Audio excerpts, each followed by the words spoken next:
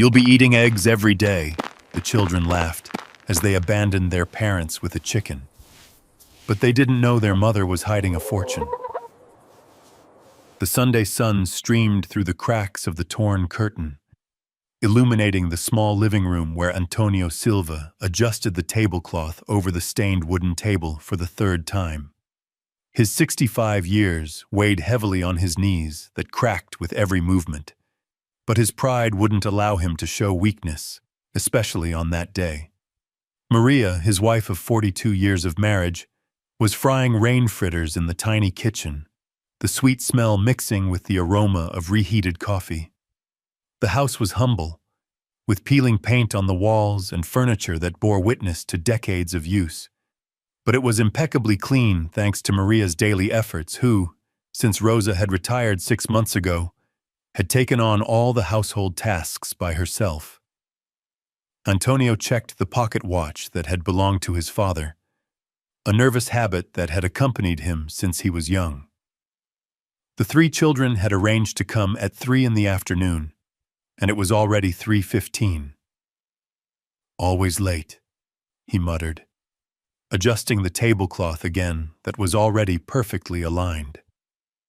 Maria, at 62 years old, maintained the upright posture she had learned in her youth when she sewed for wealthy families in the neighborhood, her gray hair pulled back in a simple bun that revealed a face marked by decades of silent work.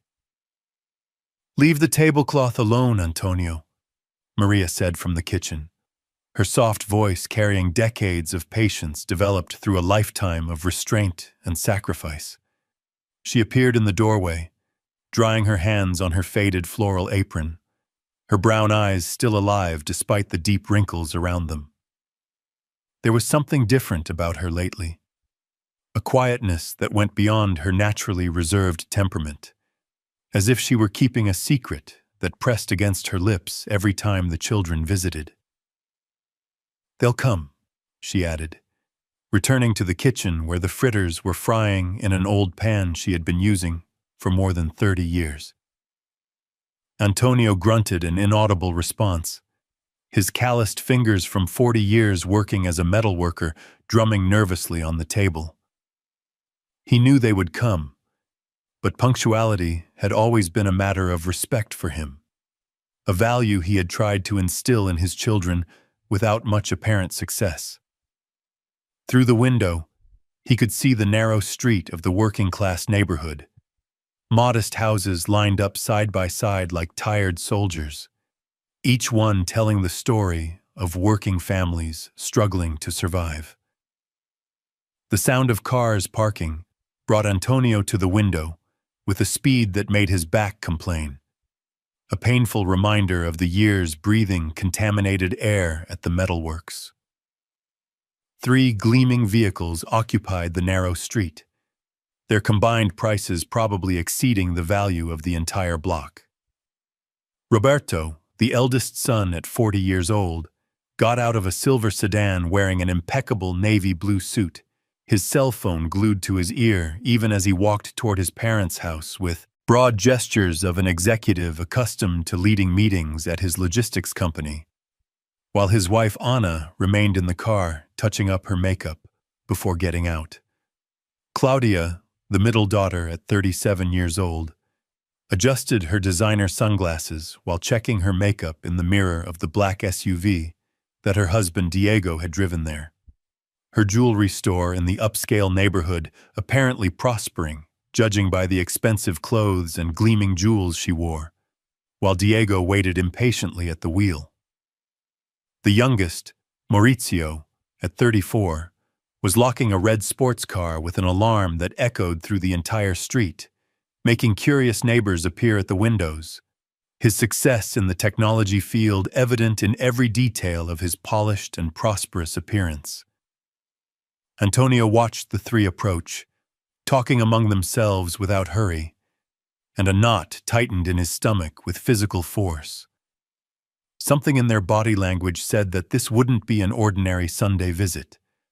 There was tension in Roberto's shoulders, exaggerated falseness in Claudia's smile, nervous restlessness in the way Maurizio fiddled with his cell phone. Antonio knew his children well enough to recognize when they were scheming something, and all his fatherly instincts screamed alert.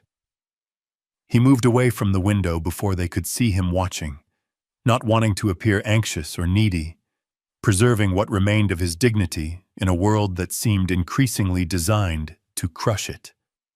"They've arrived," Antonio announced, his voice coming out rougher than he intended, decades of smoking cheap cigarettes leaving a permanent mark on his vocal cords. Anna finally got out of the car, adjusting the designer bag on her shoulder, following her husband with a neutral expression that barely concealed her discomfort at being there.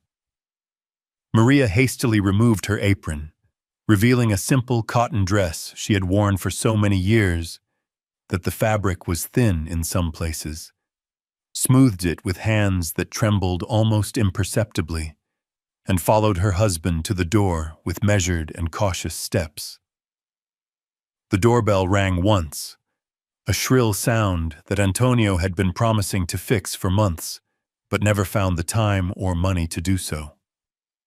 Antonio opened the door with a forced smile that didn't reach his eyes, revealing 3 successful adults who barely seemed to belong to that modest neighborhood where they grew up. Come in," he said, making room in the narrow entrance where barely 2 people could fit comfortably. Roberto entered first, Anna right behind him maintaining a polite distance, still on the phone with someone clearly important, judging by the deferential tone he was using, making a vague gesture of greeting without actually looking at his parents. Claudia kissed the air near Antonio and Maria's faces, her expensive and suffocating perfume filling the small space like a chemical invader, so different from the simple smell of glycerin soap that Maria used, while Diego had remained in the car claiming an urgent work call. Maurizio at least shook his father's hand, although his eyes were already scanning the room with that critical expression that Antonio knew well, cataloging everything that was old, worn out, inadequate, according to modern standards of material success.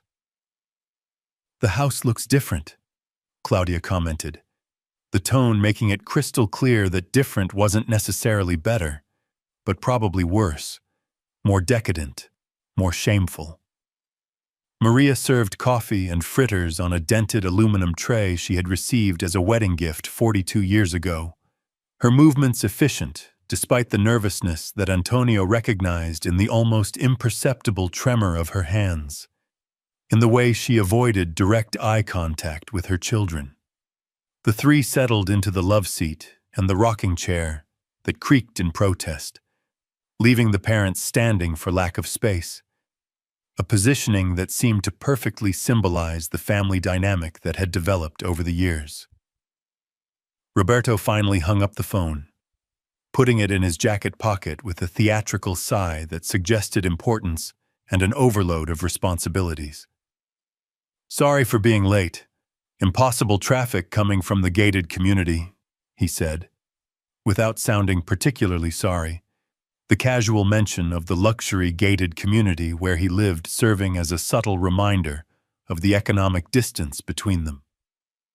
Claudia picked up a fritter, examined it for a moment, as if evaluating its origin or food safety before taking a small, polite bite, chewing with an expression that suggested she was doing them a favor. Maurizio refused the coffee with a wave of his hand, claiming stomach problems that required a special diet recommended by a private nutritionist. The tension in the room was palpable, an invisible weight that seemed to suck the air out and make breathing difficult, each second of awkward silence stretching like an elastic band about to snap. Antonio sat on the arm of the sofa, the proximity making Claudia discreetly move away as if he were carrying something contagious, and his back immediately complained about the uncomfortable position. "So, what prompted this family meeting?" he asked, trying to sound casual, but his voice betraying the underlying anxiety he felt growing in his chest like an emotional tumor. Rarely did all three come together like this, coordinated, their busy schedules normally allowing only individual and hurried visits. Roberto and Claudia exchanged a quick but meaningful look, the kind of silent communication that siblings develop when they conspire. And Antonio felt his stomach tighten even more. "Actually, Dad," Roberto began, his voice taking on the professional tone he used in work meetings, that careful modulation that precedes bad news disguised as practical necessity. "We're the ones who need to talk to you about something important." Roberto crossed his legs carefully so as not to wrinkle the perfect crease of his pants that probably cost more than Antonio's monthly retirement. And Claudia and Maurizio positioned themselves as if they were in court, judges about to pronounce sentence. Maria remained standing near the kitchen, her hands clasped in front of her body in a defensive posture that Antonio recognized from difficult moments throughout their marriage, moments when bad news arrived, and she mentally prepared herself to absorb the impact. "You know we love you," Claudia began, and Antonio felt every muscle in his body contract because he knew, through decades of life experience, that nothing good came after phrases like that. That love declared before a request or announcement was always a sign of trouble. Roberto cleared his throat, a performative sound that preceded what would clearly be a rehearsed speech, probably practiced among the three of them before they arrived. "Here's the situation," he continued in a measured voice. "We're all going through a delicate financial moment that requires some adjustments in our lives and priorities." Antonio frowned, genuine confusion mixing with growing disbelief, as he had just seen 3 expensive cars parked in front of his modest house, cars whose monthly payments probably exceeded his entire retirement. How could people driving $50,000 vehicles be in financial difficulties? Roberto continued without noticing, or pretending not to notice, his father's increasingly skeptical expression. "The company where I work is restructuring. My oldest son is going to start at a private college that costs $2,000 a month. Costs are sky high and unpredictable." He enumerated the points on his impeccably manicured fingers with professional care. Claudia interrupted, taking her turn in the family script they had clearly prepared together. "And me, with the credit card debts. Diego thinks I spend too much, but he doesn't understand the appearances I need to maintain at the club. A new purse, a piece of jewelry. When I saw this month's bill, I almost fainted. And next month's limit is already maxed out." Mauricio added his part to the coordinated theater with rehearsed timing. "And I got into an investment that seemed guaranteed, a quick money opportunity in crypto assets. I've already put in all my savings, but to really get the promised return, I need one more contribution. It's the investment that's going to change my life. I just need liquidity." Antonio looked at Maria, who remained motionless like a statue, her lips forming a thin line that he recognized as a sign of contained anger boiling beneath the calm surface, an emotional pressure cooker about to explode. "I don't understand what this has to do with us," Antonio said slowly, each word coming out heavy and deliberate, although a part of him already knew exactly where that conversation was leading. The predictable script of successful children who somehow always needed more. The silence that followed was heavy and suffocating, filled only by the ticking of the cheap wall clock they had received as a wedding gift, and that miraculously still worked after more than 4 decades. Roberto straightened up on the sofa, assuming an even more formal posture, as if he were about to present a financial report to skeptical investors. "What we're saying, Dad," he paused dramatically, preparing the ground for the blow, "is that we can no longer help you financially like we did before, at least not for now until our situation stabilizes." The words fell into the room like stones into an empty pool, their impact reverberating on the peeling walls, echoing in the dignified poverty that surrounded them all. Antonio felt the blood rush to his face with physical force. The heat of indignation and humiliation mixed in an emotional combustion that threatened to explode. "Help?" he repeated, his voice trembling with contained indignation that fought to escape, hands clenching into fists involuntarily. "What help? We never asked you for anything." The words came out louder than he intended, decades of wounded pride finally finding a voice. Claudia sighed with exaggerated impatience, as if she were dealing with a stubborn child who refused to recognize obvious reality, her eyes rolling in a blatant display of condescension. "Dad, please don't make things harder than they already are. You know perfectly well that we always give you that money at the end of the month to help with your expenses. It's been like that for years." Mauricio nodded vigorously, as if that were an incontestable fact that no sensible person would question. $37 from each of us, $111 a month total. It may not seem like much to us, but for you it makes a considerable difference in your tight budget. $111 a month you call substantial help? Antonio exploded, getting up abruptly from the arm of the sofa, with a movement so sudden that it made his back protest with sharp pain. His hand instinctively went to the pocket where he kept his father's watch, a gesture he made when he was particularly agitated or stressed, a physical anchor in moments of emotional turbulence. "My retirement is $550 a month after 40 years breaking my back in that hellish metalworks. Your mother's is $375 after decades of sewing until her fingers bled. We survive. We've always survived with dignity. We never begged anything from you three." Maria remained in absolute silence, but her eyes shone with an emotion that Antonio couldn't completely decipher. Something complex between deep sadness, contained anger, and a strange serenity that seemed to come from secret knowledge.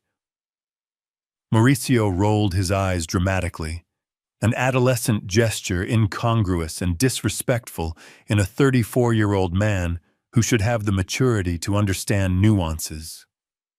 "You don't need to be so dramatic and make a scene, Dad. It's just that now, with our essential expenses increasing exponentially, we can no longer continue with this monthly contribution to you." Monday dawned gray and heavy, low clouds foretelling rain that stubbornly refused to come, leaving the air charged with suffocating humidity that made breathing seem like a conscious effort.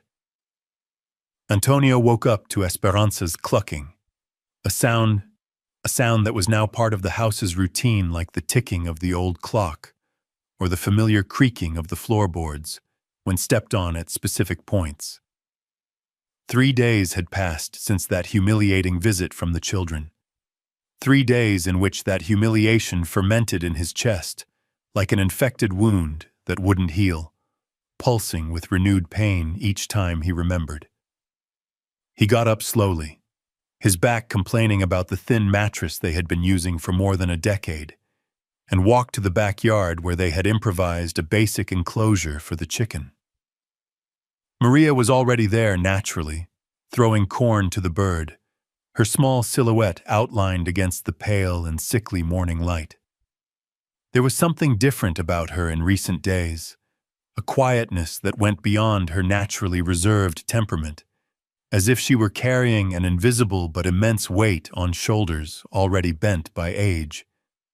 Antonio watched her for a long moment before approaching, trying to decipher that growing mystery that was his wife of 42 years. "Good morning," he said, his voice still hoarse from sleep and from decades of smoking cheap cigarettes. Maria turned around, a small smile touching her lips almost imperceptibly. "Good morning, Antonio. Esperanza laid another perfect egg." She pointed to a wicker basket where 2 brown eggs rested on a clean dish towel.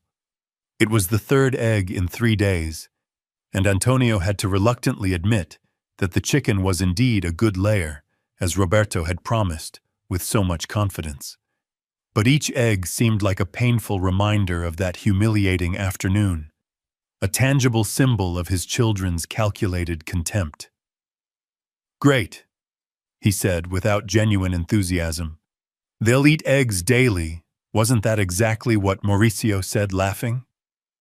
The sarcasm in his voice was harsh and corrosive, and he saw Maria frown slightly with disapproval. She bent down to pick up the eggs, her movements careful and deliberate.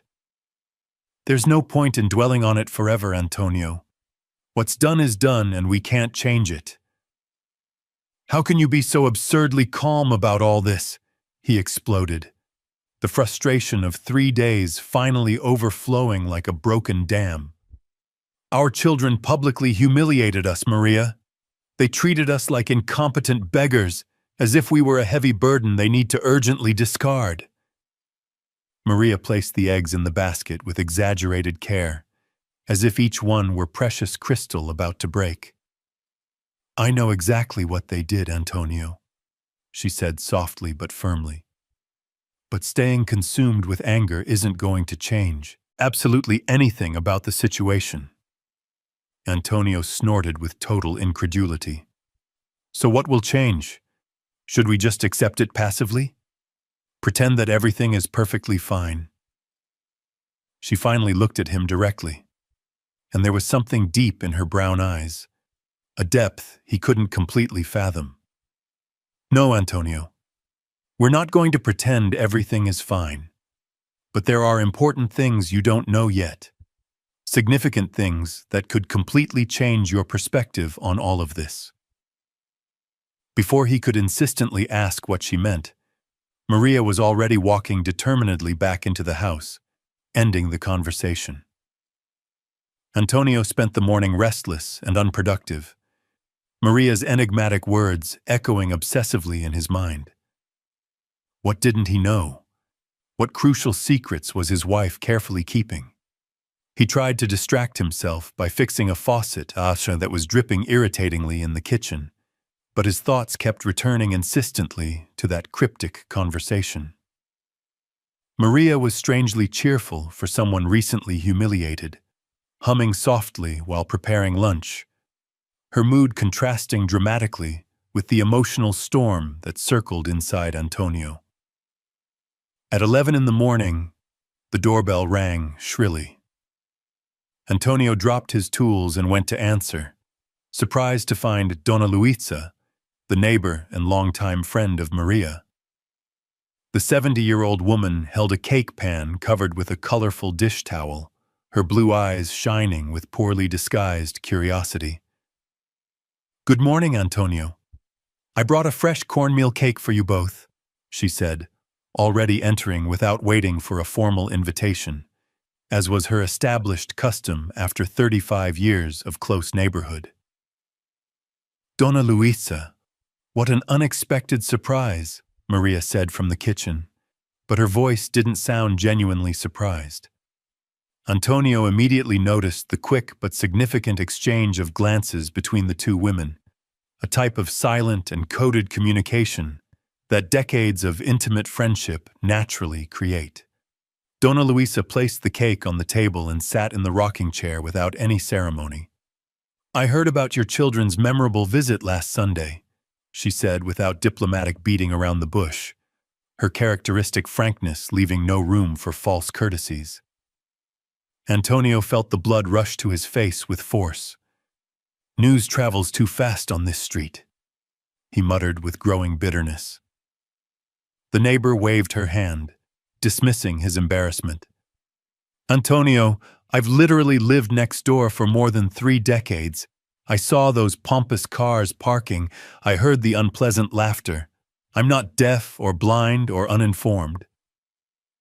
Maria served coffee for the visitor, her movements too calm for the situation, and Antonio clearly realized that she didn't seem the least bit bothered by the conversation. There was something happening that he didn't completely understand. "They gave us a humiliating chicken," Antonio said abruptly, almost spitting the words with venom, as if we were poor wretches completely dependent who need basic charity. $111 a month they magnanimously claim they help us, and now they won't even give that generously anymore. Instead, a $75 chicken divided among three. Donna Luisa took a measured sip of coffee, her observant and experienced eyes moving calculatedly between Antonio and Maria. "And how do you feel specifically about this, Maria?" she asked with clear intention. And there was something deliberate in the question that Antonio didn't understand, but that bothered him. Maria sat down at the table calmly, her wrinkled hands wrapping around the hot coffee cup. "I feel that sometimes people need to learn difficult lessons in the most painful way possible," she said with disturbing calm. Donna Luisa nodded, as if that vague answer confirmed exactly something she already strongly suspected. Antonio looked from one woman to the other, feeling frustratingly as if he were watching a conversation in secret code that he couldn't decipher. "Maria, about that important thing we talked about in private last month," Donna Luisa began cautiously, but Maria interrupted her with a sharp and warning look. "Not now, Luisa. Please." The unusual firmness in Maria's voice made the neighbor immediately back down, although her eyes continued to shine with something that seemed to be conspiratorial complicity. Antonio slammed his coffee cup on the table harder than he intended, producing a loud sound. "What are you two hiding from me? What important secrets are these?" Maria sighed deeply, placing her hand over Antonio's with a gesture that was meant to be comforting. "We're not hiding anything terrible, dear. It's just that there are right and appropriate moments for each revelation, and this specific moment isn't the right moment yet." Donna Luisa got up quickly, grabbing her crocheted bag. "Well, I'll leave you to talk in privacy. But Maria, you know perfectly well that you can count on me for absolutely anything you need." She squeezed her friend's shoulder significantly before leaving behind a silence charged with unanswered questions and palpable tension. Antonio spent the entire afternoon trying to figure out what Maria was hiding so carefully. He watched her as she sewed a patch on an old shirt of his, her fingers agile despite the arthritis that was beginning to progressively settle in her joints. He tried to start casual conversations that might lead her to inadvertently reveal something, but Maria was too skilled at deflecting, changing the subject with the grace and skill of someone who had practiced the art of discretion for entire decades. When she went out to water the wilted plants in the backyard, Antonio finally gave in to the impulse he had been resisting all day. He went to the small closet in the bedroom where Maria kept her personal belongings, his hands trembling slightly with guilt at invading his wife's sacred privacy. Inside, he found her old sewing box, some embroidered handkerchiefs, old yellowed photographs. Nothing seemed out of the ordinary until his fingers touched a thick envelope hidden at the bottom of the drawer, under a pile of carefully embroidered towels. The envelope wasn't sealed. Antonio hesitated for a long time, his heart beating strongly and irregularly in his chest. 42 years of marriage, and he had never violated Maria's trust in such a direct way. But the corrosive curiosity and accumulated frustration of recent days spoke louder than principles. He opened the envelope with trembling hands and found old papers, many yellowed by relentless time, some dating back decades. Receipts, dozens of them, hundreds perhaps, dating from past years, some from more than 2 decades ago. Bank deposit receipts, always relatively small amounts, $12 here, $25 there, but constant, methodical, almost obsessive. Antonio frowned deeply, trying to understand exactly what he was seeing. The deposits were made consistently to an account he absolutely didn't recognize.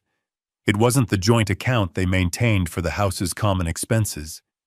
His heart accelerated dangerously. Maria had a secret account? Why exactly? What for? The questions spun in his mind like a chaotic whirlwind. Antonio? Maria's voice behind him almost made him drop the incriminating papers.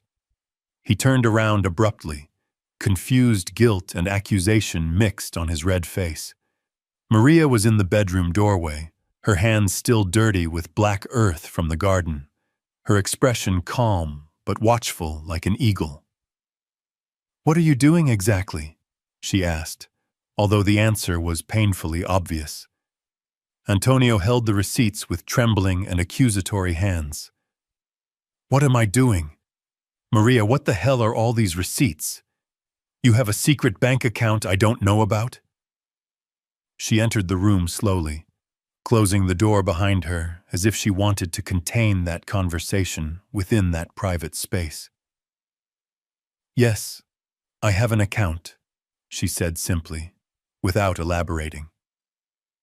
The direct admission caught him completely off guard. He expected vehement denial, elaborate and defensive explanations, but not that calm and immediate confession. "Why?" was all he could say, his voice small. Maria sat on the edge of the bed, her shoulders curving slightly under an invisible weight. For a moment she seemed to carry all of her 62 years, and then some. "Because I needed to protect something important," she finally said, choosing her words with extreme care. "Something I've kept secret for 40 entire years." Antonio sat down beside her, the receipts still in his hands, the rough and yellowed paper against his calloused fingers. "Protect what exactly, Maria? From whom?" She looked at her own hands, stained with dark earth and deeply marked by time and work. "From everyone. From you, from the boys, even from myself sometimes."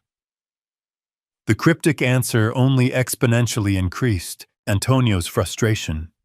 "You're not making any sense. Speak clearly once and for all, for God's sake." Maria took a deep breath, and when she finally looked at him, there was iron determination in her eyes. "Do you remember when the boys were little, and I started sewing for outside clients, for families from the rich neighborhood?" "Of course I remember perfectly," Antonio answered, confused about where that specific conversation was going. "You sewed to help with the growing expenses, to supplement my salary from the metalworks that was never enough." Maria nodded slowly. "Yes, exactly. But not all the money I earned went to household expenses, Antonio. Part of it, a small, careful part, I secretly saved. Hidden." She made a long pause, measuring her next words. "In the beginning, it was just insignificant change, $5, $10 a month. Nothing that would be really missed in the tight budget. You never noticed because I always managed to cover everything we needed with the rest." Antonio tried to process that disturbing revelation. "But why? Why hide money from me systematically? Didn't you trust me?" The hurt in his voice was palpable and painful. Maria took his hand, squeezing with a strength that surprised him. "It wasn't about trusting or not trusting you, Antonio. It was about having something that was exclusively mine, something I controlled completely." "How much?" Antonio asked abruptly, cutting off any elaboration. "Exactly how much money did you hide from me during all these years?" Maria didn't avert her direct gaze. "A lot," she said simply, letting the word hang. "More than you would imagine possible." The silence that followed was heavy and suffocating, filled only by the metronomic ticking of the clock on the wall. Antonio got up abruptly, walking to the window, trying to control the violent, conflicting emotions that assaulted him. Betrayal, confusion, curiosity, anger, all mixed in an impossible knot to untie. "Do the boys know?" he asked without turning around. "No," Maria answered firmly. "Absolutely nobody knows. Only you now, and Donna Luisa, who helped me open the account many years ago when I didn't have the courage to do it alone." Antonio turned around abruptly. "Luisa knows and I don't? Your own husband of 42 years?" The incredulity in his voice bordered on the ridiculous. Maria remained impassively calm, that irritating serenity she had been demonstrating since Sunday. "Antonio, sit down here, please," she said, with a tone that admitted no refusal. There was something in her voice that made him obey automatically, although every muscle in his body was tense as a violin string. Maria clasped her hands in her lap, assuming the posture of someone who is going to make an important and difficult confession. "When I started saving that money 40 years ago, I did it thinking specifically about the boys. I thought that one day, when they were in real and genuine difficulty, when they really urgently needed it, I would have something substantial to help them. An emergency reserve that they wouldn't even know existed until the absolutely right moment." She paused, her eyes distant, as if revisiting old and painful memories. "For 40 complete years, Antonio, I saved a little religiously every month. Sometimes it was very little, only $5. Sometimes I could save more, 20 or 30. I sewed at night after everyone was asleep. I did extra work that you didn't even know existed." "But it wasn't just sewing, was it?" Antonio asked, his intuition suddenly clear. Maria shook her head negatively. "No, there were other sources. Remember when my Aunt Berenice died 15 years ago? She left me the inheritance, $3,000. You thought I spent it all on the funeral, but I saved it. She told me something strange when she gave me the money. Save this for a storm, Maria. Money that comes easy can bring bad wind. Don't touch it until the house is really falling down." That marked me. It seemed like cursed money that I shouldn't use for trivial things. So I saved it. Aunt's money, the money from cakes and sweets for parties, the money from that period when I cleaned twice a week at the Almeida family's house. You thought I was just helping Rosa for free. Antonio sat down heavily. "Rosa, our former maid?" Maria nodded. "Rosa worked for us only twice a week for years. When she retired 6 months ago, I didn't hire another person precisely to save those $60 a month we paid her. I took on all the work myself." Antonio now remembered vaguely Maria mentioning that Rosa had retired to take care of her sick grandson. 40 years, Antonio repeated, the magnitude of it finally beginning to penetrate his consciousness. "Maria, how much money exactly is it?" She looked at him directly, bracing for impact. $95,000. The number fell between them like an atomic bomb. Antonio literally felt the air completely leave his lungs. $95,000. An absolute fortune. An apartment. A lifetime of security. You're kidding me," he stammered breathlessly. Maria shook her head slowly. "I'm not kidding at all.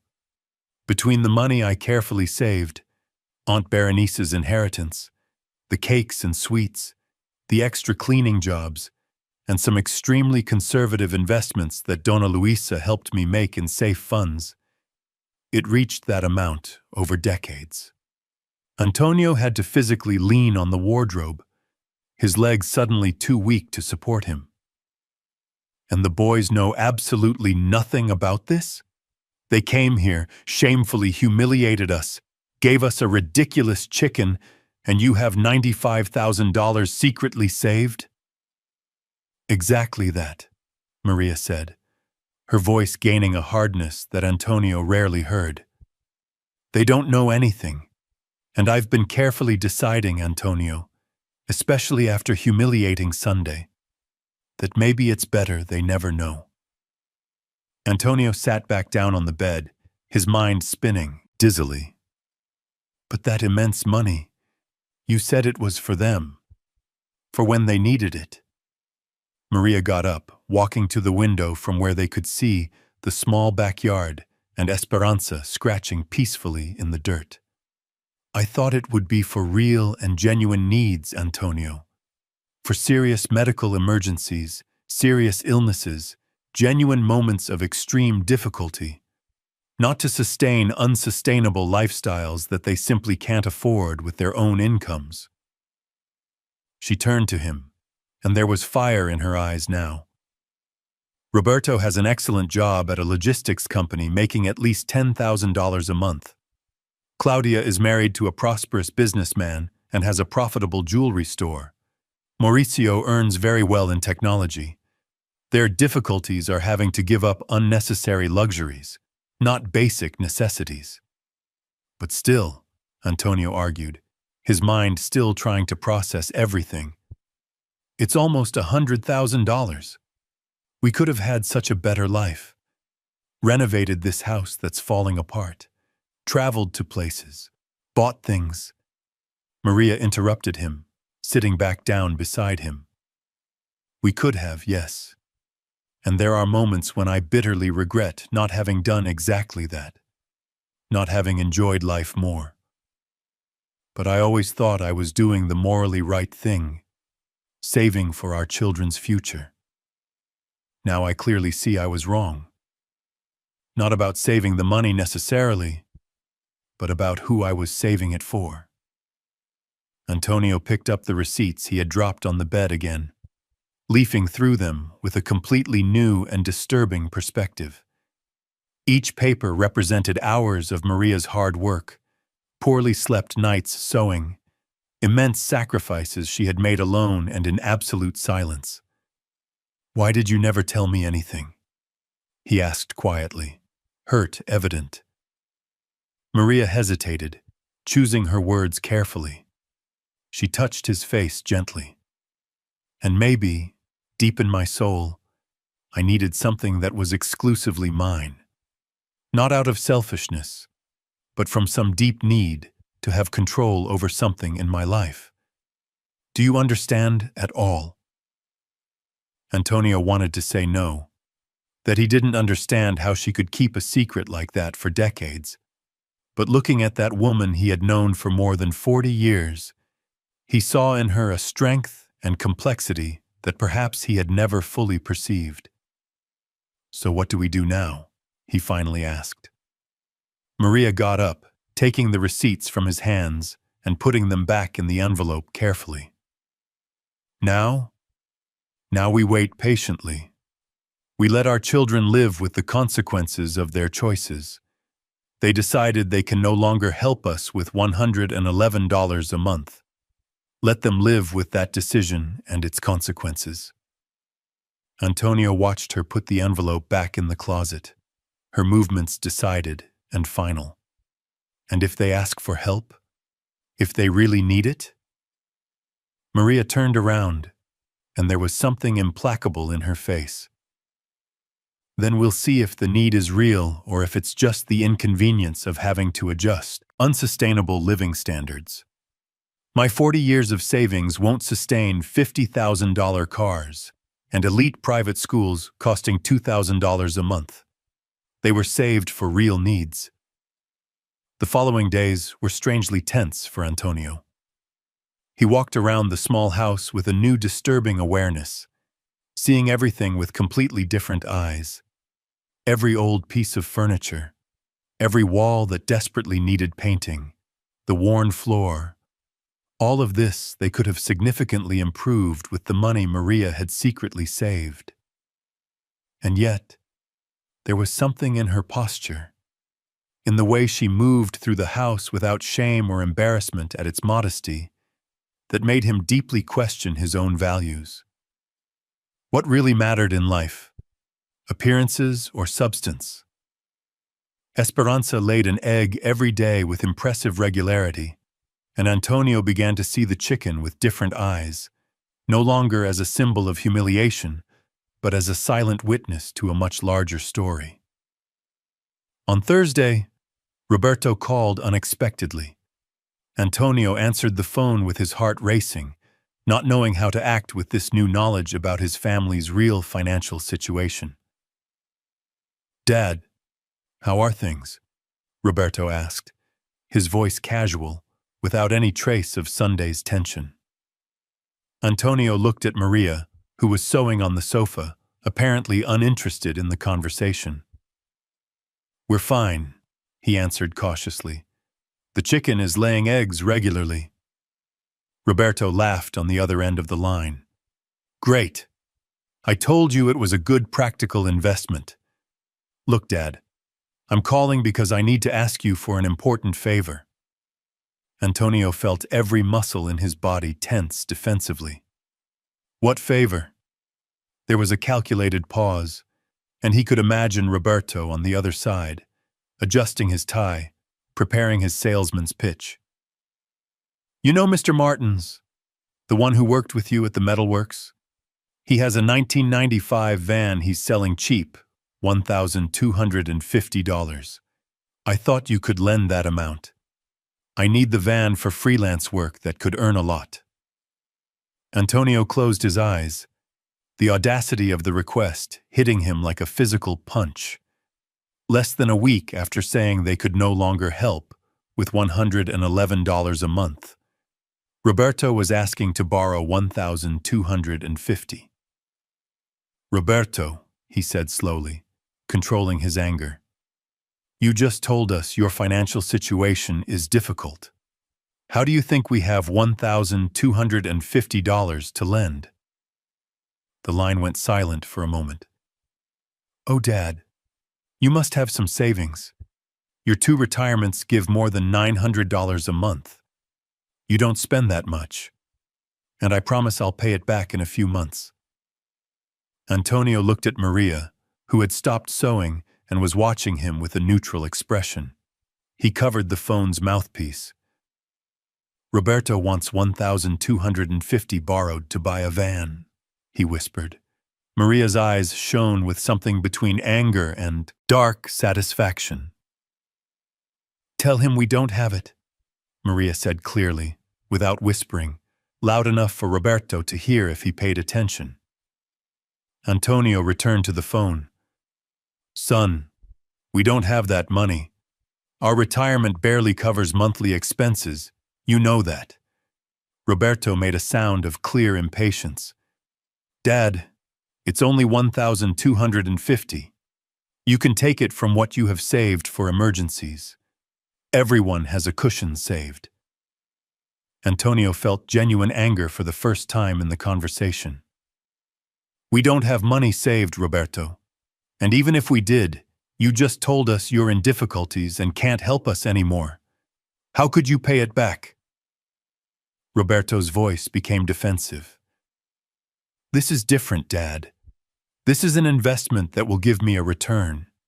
It's not charity like the monthly money we gave you." The word charity echoed on the line, an insult disguised as an explanation.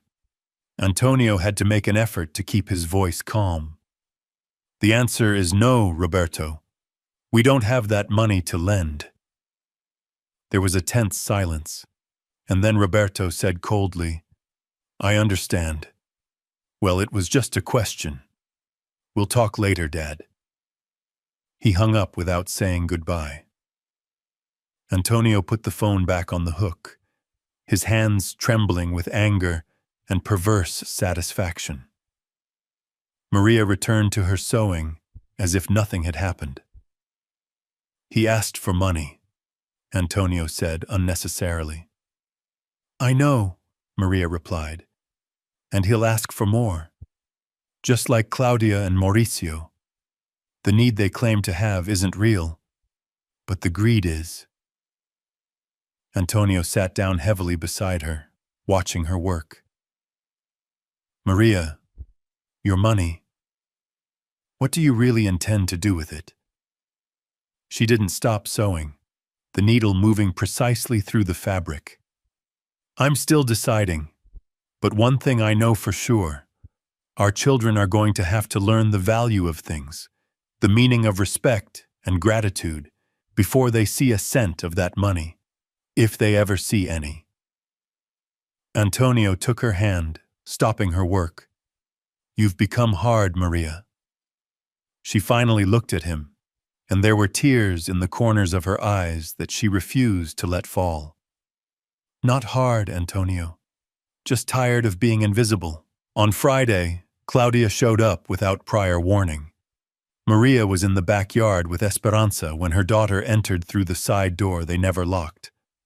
Antonio was fixing a chair in the living room and got up surprised by the visit. Claudia, what a surprise. She quickly kissed him on the cheek, her eyes already scanning the house as she always did, cataloging what was old. Hi, Dad. Is Mom here? Maria entered at that moment. I'm here, daughter. Did something happen? Claudia sat down without being invited, crossing her legs. Nothing happened. I came to visit. Can't I visit my parents? But there was something in her voice, a falseness that Antonio and Maria immediately recognized. Look, I know things got a little tense on Sunday. Maybe we didn't present the chicken idea in the best way. She gave a nervous little laugh. But you understand it was from the heart, right? We want to help. Maria served coffee in silence. Antonio remained quiet, curious. Claudia continued. And thinking about helping, I had an idea that could be good for all of us. Maria sat down. What idea, Claudia? Her daughter leaned forward. You know my friend Paula works in sales, right? She's starting a line of beauty products that are perfect for seniors. Anti-aging creams, supplements, those things. She paused. If you invest $1,250 as initial resellers, you can have a monthly return of at least $250. It's an incredible opportunity. Antonio almost spit out his coffee. $1,250. The same amount Roberto had asked for. It couldn't be a coincidence. Claudia, Maria said with a dangerously calm voice, do you really think we have $1,250 to invest in a pyramid scheme? Claudia looked offended. It's not a pyramid, Mom. It's a legitimate opportunity. Maria stood up. The answer is no, Claudia. Claudia's face hardened. You're impossible. You never want to improve your lives. Antonio stood up. Get out of my house, he said low but with authority. Claudia grabbed her purse quickly. You're going to regret this attitude, she said at the door. She slammed the door on her way out. On Saturday, as Maria had predicted, Mauricio showed up. This time they were prepared. He asked, predictably, for $1,250 for his startup. Antonio and Maria refused calmly. Mauricio left irritated. 3, Maria said afterwards. 3 children, 3 requests, all for the same amount. They planned this together. Antonio nodded. And now? Maria turned to look at him. Now they're going to have to deal with the consequences. We'll live our life, take care of our chicken, and wait. That night, Maria finally told Antonio everything. About how she discovered, through Beatriz, an old friend from the neighborhood, that Roberto had lost his job 3 months ago for fraud. That Claudia was drowning in debts from shopping addiction. That Mauricio had debts of $25,000 from that crypto investment scheme. So they're in real trouble, Antonio said. Yes, Maria said. But they lied. They came here, humiliated us, and lied. And now we'll see if they learn. Esperanza clucked from the backyard, and Antonio felt that everything was about to change. 2 weeks had passed since the calculated visits from the 3 children. 2 weeks of heavy silence that hung over the house like a storm cloud about to break. Antonio woke up on a Tuesday morning with a feeling of tightness in his chest that wasn't just anxiety, but something physical and alarming, a painful reminder of the years breathing contaminated air at the metalworks, metallic particles he still occasionally coughed up. Maria was already naturally awake, sitting at the kitchen table with a cup of cold, forgotten coffee between her hands, staring into emptiness with an expression he had learned to recognize as deep concern masked as contemplation. The morning light came in pale through the dirty window, illuminating her gray strands like dull and lusterless silver. Esperanza clucked in the backyard with her usual punctuality, her morning sound now part of the routine as much as the inevitable dawn or the bitter taste of reheated coffee. Antonio served himself lukewarm coffee, noticing that Maria's hands trembled slightly, a tremor that wasn't just from progressive age but from tension accumulated over weeks. "Didn't sleep well?" he asked, although the answer was painfully obvious in the deep, dark circles under her brown eyes. "I slept little and poorly," Maria admitted, her voice hoarse from exhaustion. "I kept thinking obsessively about the boys." Antonio sat down beside her, his back immediately complaining about the hard chair.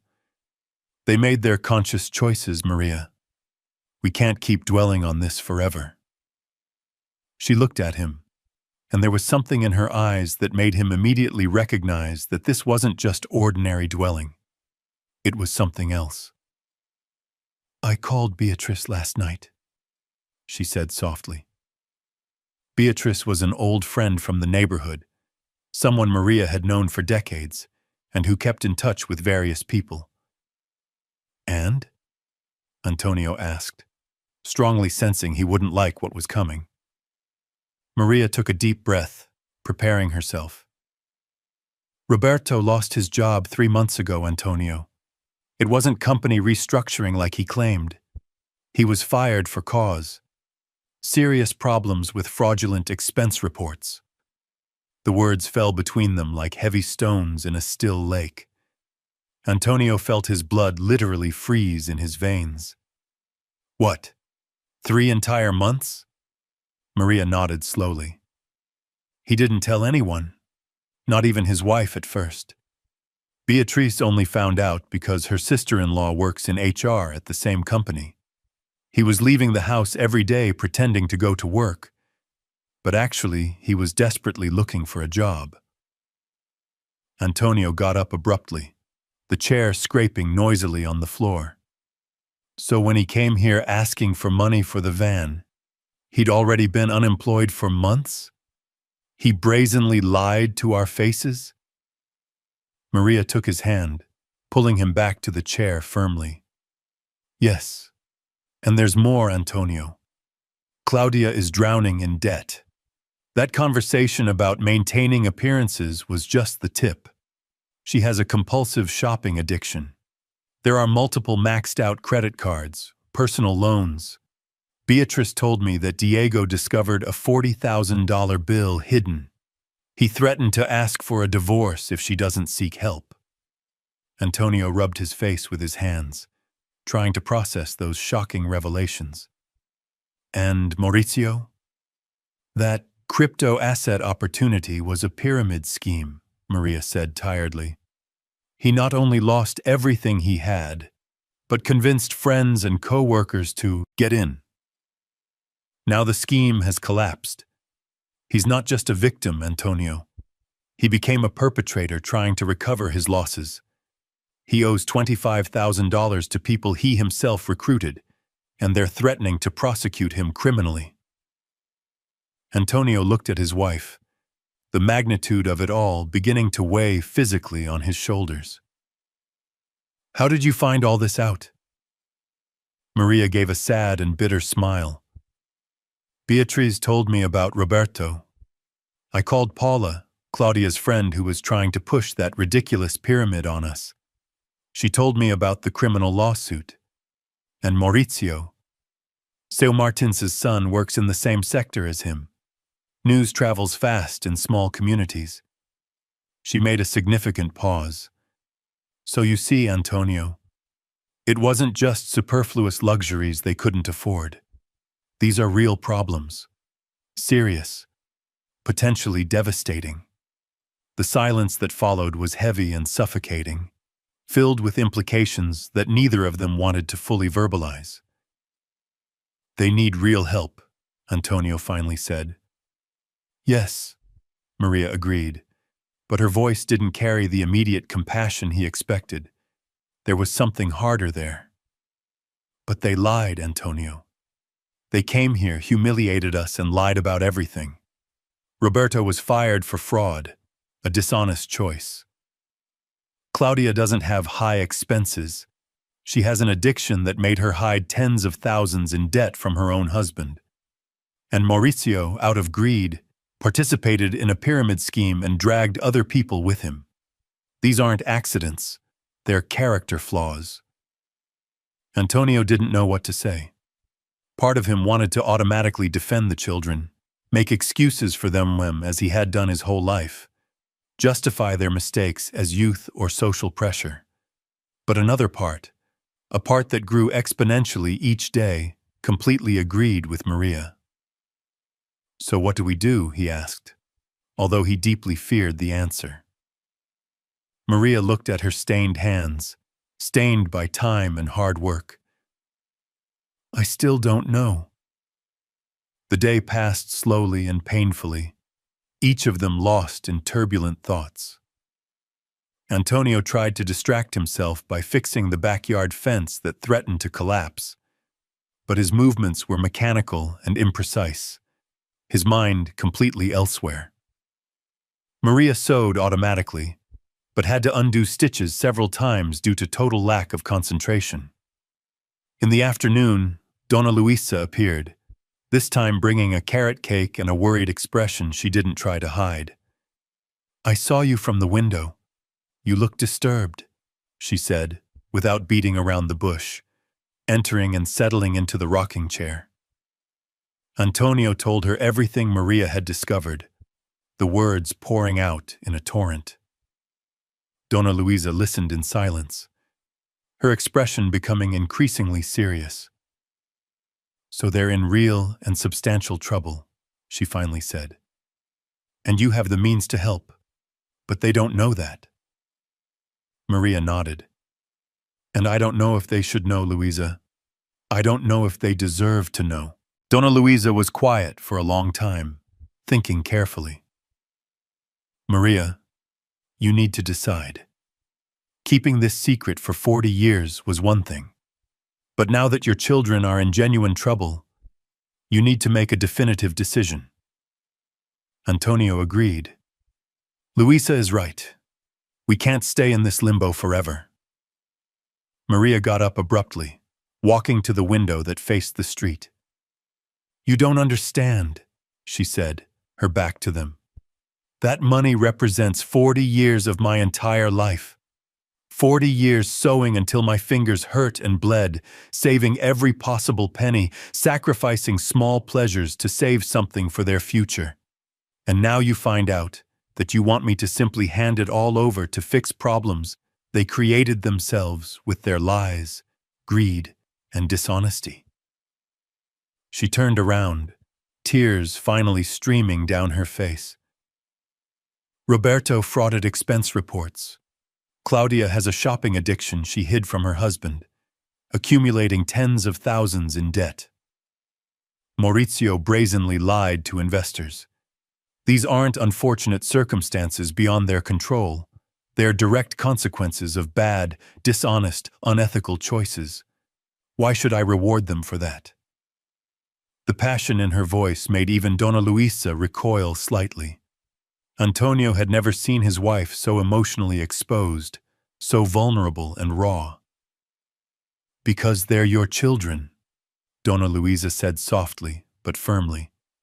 And sometimes, true love means helping even when they don't objectively deserve it. Maria wiped the tears with the back of her hand, an abrupt gesture, almost angry. And sometimes, true love means letting them face the consequences of their actions, so they finally learn not to repeat the same destructive mistakes. She sat back down, the emotional storm passing as quickly as it arrived, leaving behind only deep exhaustion. My children see me as a foolish and incompetent old woman, Luisa, as a burden to be carried and tolerated. That chicken was the perfect symbol of how they see me, useful only to produce something they can consume without gratitude. Antonio took her hand, squeezing hard. Maria, they love you. They just got lost along the way. She looked at him with eyes that saw through his comforting words. Do they love me, Antonio? Or do they just love the comfortable idea of having parents who exist to serve them? The question remained unanswered, floating in the air like toxic smoke. Donna Luisa got up, grabbing her bag. I'll leave you to talk in privacy. But Maria, whatever your decision, make it consciously, not out of anger, not out of revenge, but because it's what you truly believe is morally right. She kissed her friend's forehead and left, leaving the couple alone with their internal demons. The rest of the afternoon passed in tense and charged silence. Maria returned to her sewing. Antonio read the same newspaper paragraph 7 times without absorbing a single word. When the sun began to set, painting the sky impressive orange and pink, the doorbell rang. It was Roberto, alone, standing at the door with a defeated expression. Dad, Mom, can I come in? I need to talk to you. His voice was broken, different from the arrogance of weeks ago. Maria let him in without a word. Roberto sat on the sofa, head in his hands. I lost my job, he finally said. 3 months ago, I was fired for cause. Antonio and Maria exchanged quick glances. We know, Maria said simply. Roberto raised his head, surprised. How? Maria didn't answer. Roberto continued, words pouring out in a torrent. I frauded some expense reports. Not much, just a few $1,000s over 2 years. But they caught me. And now I can't get a job anywhere because my reputation is destroyed. He looked at his parents with desperation. I'm $15,000 in debt. I'm going to lose the house. My wife is considering divorce. Tears began to flow. I screwed everything up. And worse, I came here and humiliated you with that ridiculous chicken when I was drowning. He sobbed. I'm sorry. I'm sorry. Maria remained impassive. Why did you lie? Roberto wiped his face. Because I was ashamed. Ashamed to admit I failed. That I'm not the successful executive I always pretended to be. Antonio felt compassion, but waited for Maria to react. She was quiet for a long time. Roberto, she finally said, you can go now. I need to think. Roberto looked about to protest, but something in Maria's expression made him just nod and leave silently. When the door closed, Antonio spoke. He's desperate, Maria. She nodded. I know, but desperate doesn't mean he's learned. I need to think. In the following days, Claudia also showed up, crying, admitting to the lawsuit. Then Maurizio confessing the debts. All 3, finally honest, but only because they had hit rock bottom. Maria listened to each one in silence. Then, on a rainy Thursday, she made a decision. She called the three children for a meeting. When they were all seated, tension palpable, Maria spoke. "I'm going to help you," she said, and saw hope explode on all three faces. "But not the way you imagine." She stood up. "I have money saved. $95,000 that I saved over 40 years. The children were dumbfounded. "And I'm going to use part of it to help you, but with absolute and non-negotiable conditions." Maria looked at Claudia. I'm going to pay the $15,000 on the credit card bill that's threatening immediate legal action. But you're going to hand over all your other cards to me. You're going to sell all your designer jewelry and purses, except your wedding ring, and use the money to pay down the rest of the debt. And you're going to do therapy for shopping addiction. And you're going to work with me in the studio to pay me back every penny." Claudia turned pale but nodded. Maria turned to Roberto. I'm going to cover 10,000 of your most urgent debts, but you're going to sell that ridiculous car and buy something for 3,000 at most. The difference goes to paying debts, and you're going to do mandatory financial therapy." Roberto swallowed hard but agreed. "Maurizio, I'm going to pay the $10,000 to the people you recruited who are threatening to sue, but you're going to work with your father doing repairs and general services. No technology, no easy money, honest manual labor." Mauricio looked about to protest. "Accept or refuse now." He nodded. Maria continued. "And all of you are going to do something else. You're going to sit with your children and explain the mistakes you made. Because I'm not going to have my grandchildren growing up thinking dishonesty is normal." The silence was absolute. Roberto spoke first. "Mom, where did you get all that money?" Maria told them briefly. Sewing, inheritance, cakes, cleaning jobs, savings. All three children listened in shock. "Do you accept my terms?" she asked. "Yes," all three said in unison. "Then we'll go to the bank tomorrow." That night, Antonio asked, "Are you sure?" Maria nodded. "No, but it's what I can do, help, but force them to learn." On Friday, they went to the bank. Maria transferred $35,000, divided among the three. 60,000 remained. "The rest stays with me," she said firmly, "for true emergencies, and for my security, because I've learned I can't trust blindly." The children accepted, grateful but clearly processing the revelation.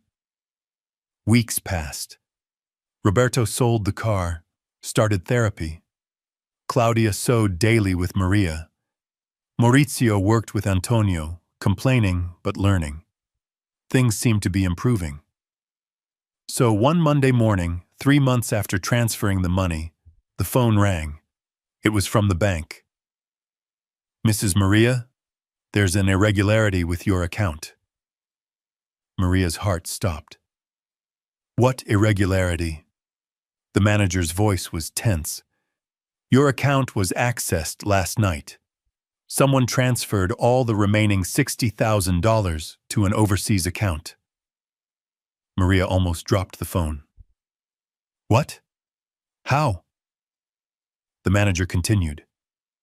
"The transfer was made using your credentials, someone who had complete access to your information." Maria sat down heavily. Antonio ran to her. "What happened?" She could barely speak. "Someone stole the 60,000. Everything that was left." Antonio felt rage explode. "Who?" Maria closed her eyes, thinking. Only she had the passwords. And Donna Luisa. And Mauricio, she whispered. "When we made the transfers 3 months ago, Mauricio helped me. He saw all the passwords, account numbers, everything." Antonio felt the world spin. No, not after everything. But as they thought about it, the signs were there. Maurizio still resentful, still complaining about manual labor, still talking about having no future. "We need to confront him," Antonio said. They called repeatedly. Maurizio didn't answer. They went to his house. He wasn't there. They called Roberto. "I found Maurizio," he said, voice strange. "Come to his apartment, now." They took a taxi, arrived quickly. Roberto and Claudia were there, Maurizio on the couch, head in his hands. "He confessed to me," Roberto said grimly. Maurizio raised his head, face wet with tears. "I did it," he said, voice broken.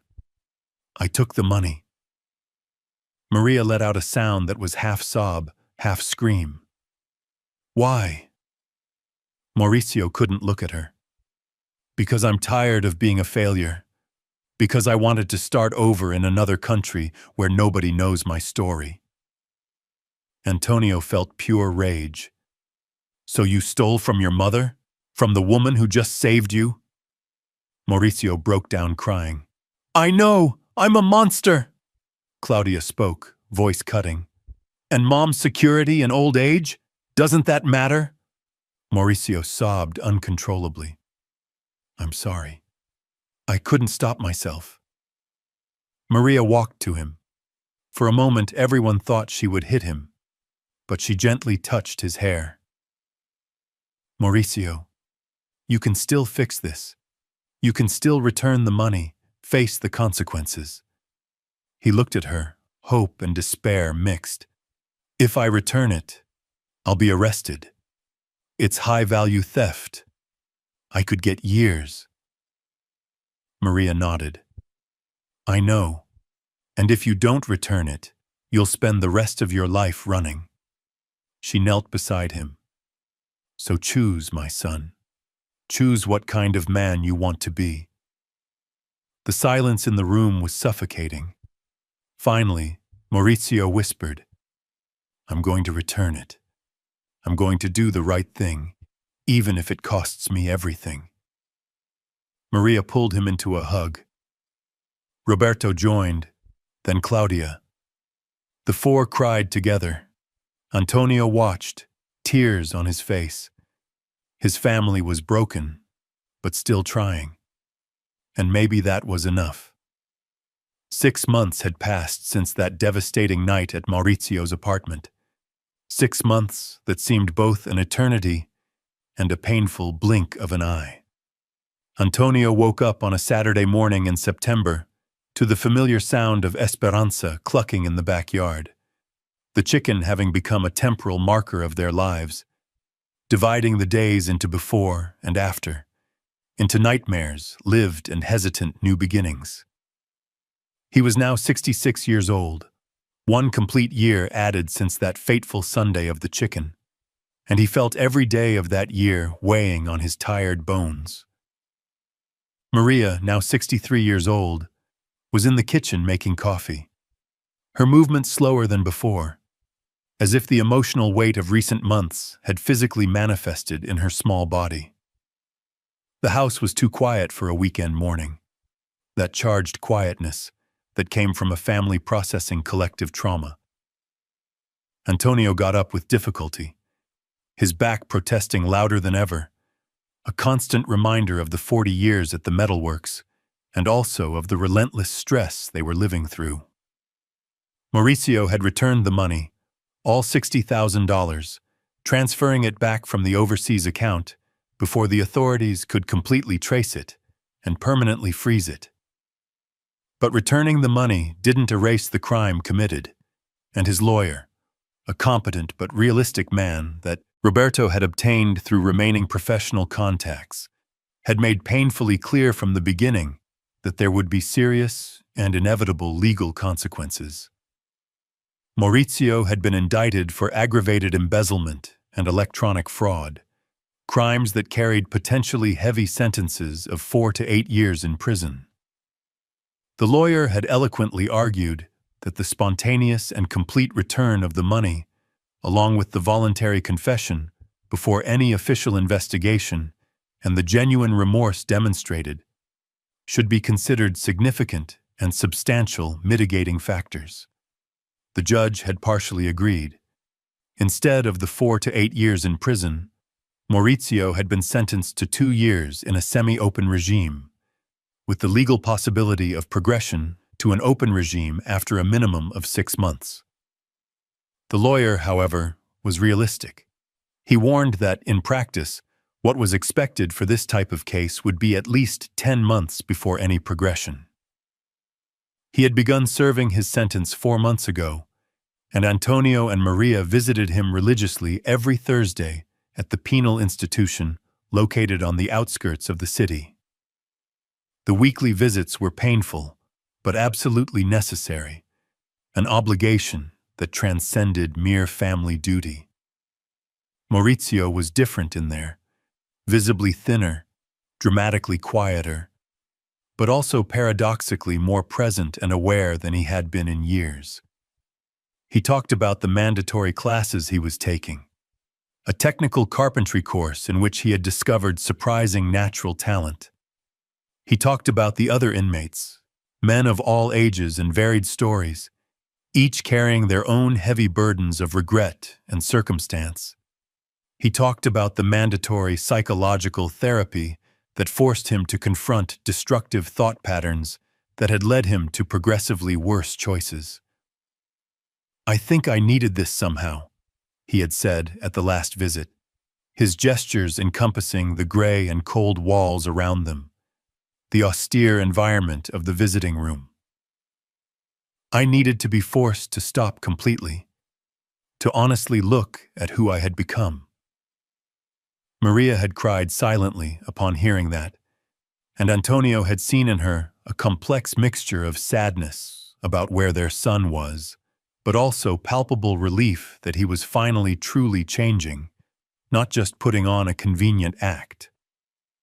Roberto had become an unexpected and essential pillar through it all. He had taken responsibility not only for his own serious mistakes, but for trying to keep the family minimally united while Maurizio was in prison. He continued paying Maria back religiously, every month without a single miss, and there was something almost sacred about the ritual way he delivered the money personally, always with a clean white envelope and meticulous handwritten receipt.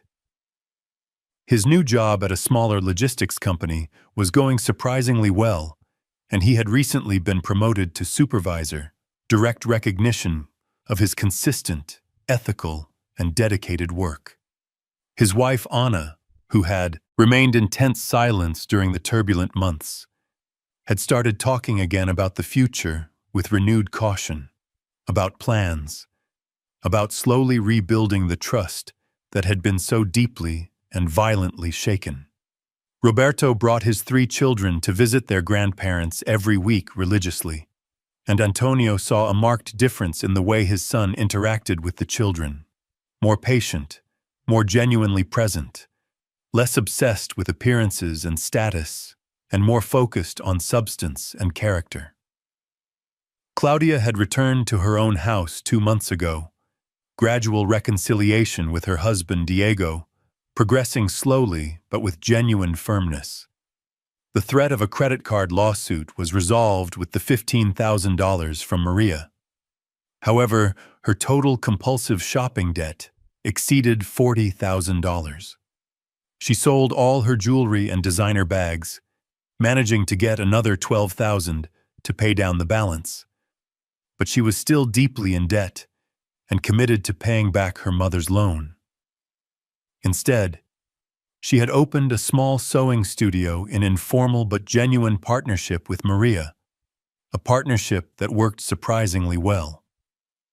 The 2 women worked side by side 3 times a week, needles moving in an almost hypnotic, synchronized rhythm, conversations flowing naturally from everyday trivialities to emotional depths previously inaccessible.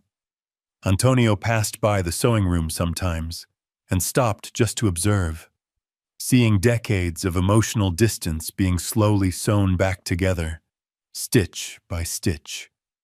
Claudia had lost the artificial and polished shine from before, but had gained something infinitely more valuable, a raw authenticity that made her more beautiful in ways that expensive makeup had never achieved.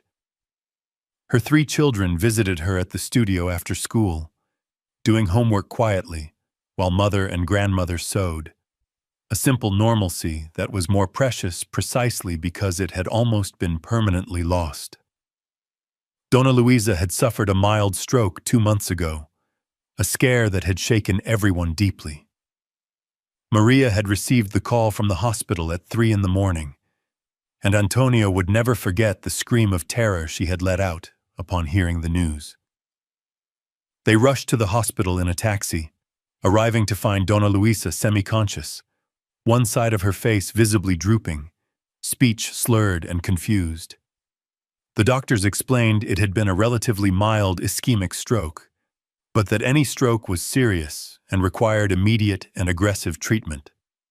She had been hospitalized for 2 tense weeks, then transferred to a rehabilitation center where she had made impressive but slow progress.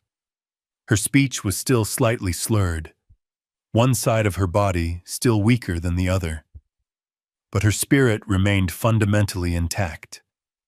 Her sharp tongue and perceptive observations constantly reminding everyone that she may have had a stroke, but her mind remained as sharp as ever.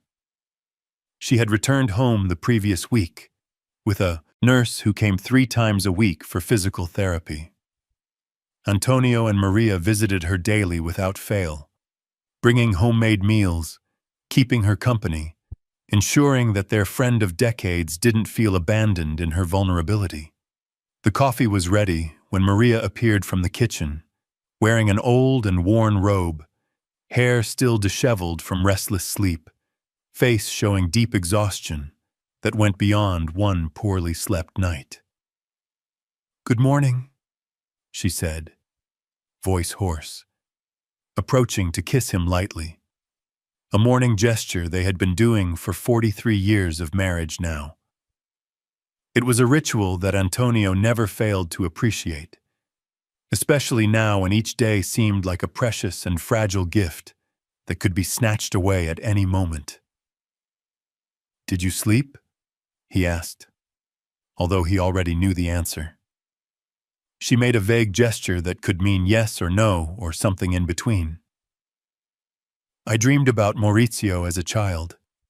He was 6 years old, smiling, playing in the park." She poured coffee for herself, adding sugar with a hand that trembled visibly, an effect of arthritis that was progressively worsening, but also of accumulated emotional tension. It was so simple then. Or maybe it just seemed simple because I didn't know what was coming. Antonio took her hand, intertwining fingers that knew each other as well as their own. "But look where we are now, Maria. Still together, still fighting, still having hope despite everything." Hope. The word made them both laugh simultaneously, a shared sound of irony and genuine affection mixed. The chicken had become more than an abstract symbol. It had become an integral part of the family in a way that neither of them had anticipated when it arrived in that humiliating box. She responded to her name when called, followed Maria around the yard like a loyal dog, had a distinct and even comical personality that made them laugh in the darkest moments. Yesterday, she had laid a double yolk egg, a statistical rarity that Maria had interpreted as a sign of imminent good luck. Antonio wasn't superstitious by nature, but neither did he dismiss any source of hope they could find in those difficult times. "Today is visiting day," Maria said unnecessarily, both knowing the calendar by perfect memory. "Thursdays religiously reserved to see Maurizio. We'll take that lemon pie I made yesterday. He likes it." It was a small comfort they could offer, homemade food in a world of tasteless institutional food.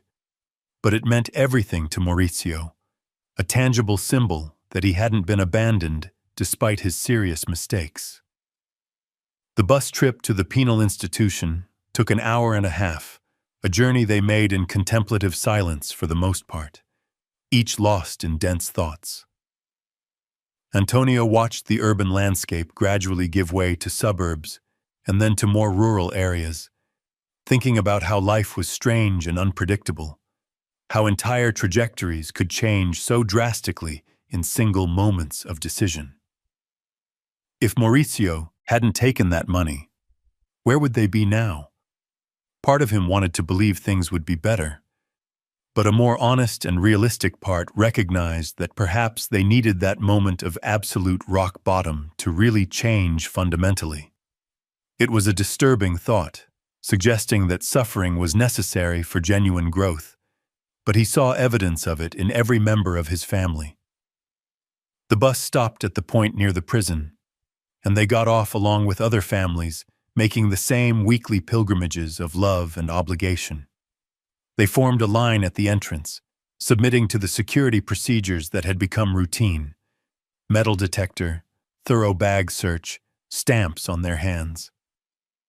The visiting room was a large and sterile space, round tables strategically scattered, guards posted at strategic points. Mauricio was already waiting at one of the back tables, wearing a faded blue standard uniform that made him look younger somehow, more vulnerable and less arrogant. He stood up when he saw them, a hesitant but genuine smile illuminating a face that had lost the fat of artificial prosperity but gained definition from honest physical work. "Mom, Dad," he greeted them, hugging each one with a strength that still surprised Antonio every week, an intensity that came from months of isolation. They sat down, Maria immediately taking the pie out of her bag, along with a plastic fork she had brought. Mauricio ate voraciously, savoring each piece as if it were a gourmet banquet from a 5-star restaurant. "It's delicious, Mom. Thank you." They talked about trivialities first, as they always did, establishing a comfortable rhythm before entering deeper and more emotionally charged territories. Mauricio talked about his impressive progress in carpentry, an elaborate cabinet he was building under the watchful supervision of his instructor. "I discovered I really like working with my hands," he said, observing his own calloused palms as if they were a fascinating novelty. "It's satisfying in a way that office work never was, seeing something take shape, solid and real and tangible." Antonio nodded, understanding that satisfaction perfectly. "That's exactly how I felt at the metalworks," he shared. "Before the years progressively destroyed my body, there was genuine joy in creating something tangible." Mauricio looked at him with new and deep appreciation. "I don't think I ever really understood that. Never understood what you did or why you did it with so much pride. Sorry, Dad, for all the years of unconscious contempt." It was an apology for what Antonio had been hoping for without knowing he needed it, and he had to blink rapidly to push away sudden tears. Maria gently changed the subject, talking about the grandchildren, about Roberto and Claudia, about Esperanza and her comical daily adventures.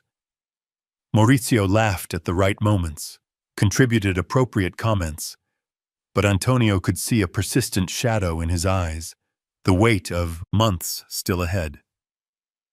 "How are you really?"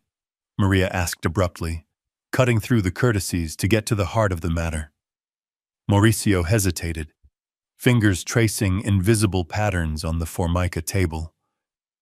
"Honestly, some days are infinitely harder than others. There are moments where it feels like I won't make it, where the weight of everything I threw away crushes me completely." He raised his eyes, meeting Maria's directly. "But then I remember why I'm here, what I did, and I recognize that I deserve this. And strangely, that recognition makes it bearable." Maria took his hand across the table, a squeeze of fingers that communicated more than words could. Proud of you, she said simply. For facing the consequences. For not running away. I'm finally genuinely proud. Mauricio broke at that moment, tears streaming down his face, shoulders shaking with sobs he had been holding for months. It wasn't a weak collapse, but a cathartic release of months of tension and fear, finally allowing himself to believe he was still worthy of his mother's love. The visit ended too quickly, as it always did. Goodbye hugs were tight, promises to come back next week made and received seriously.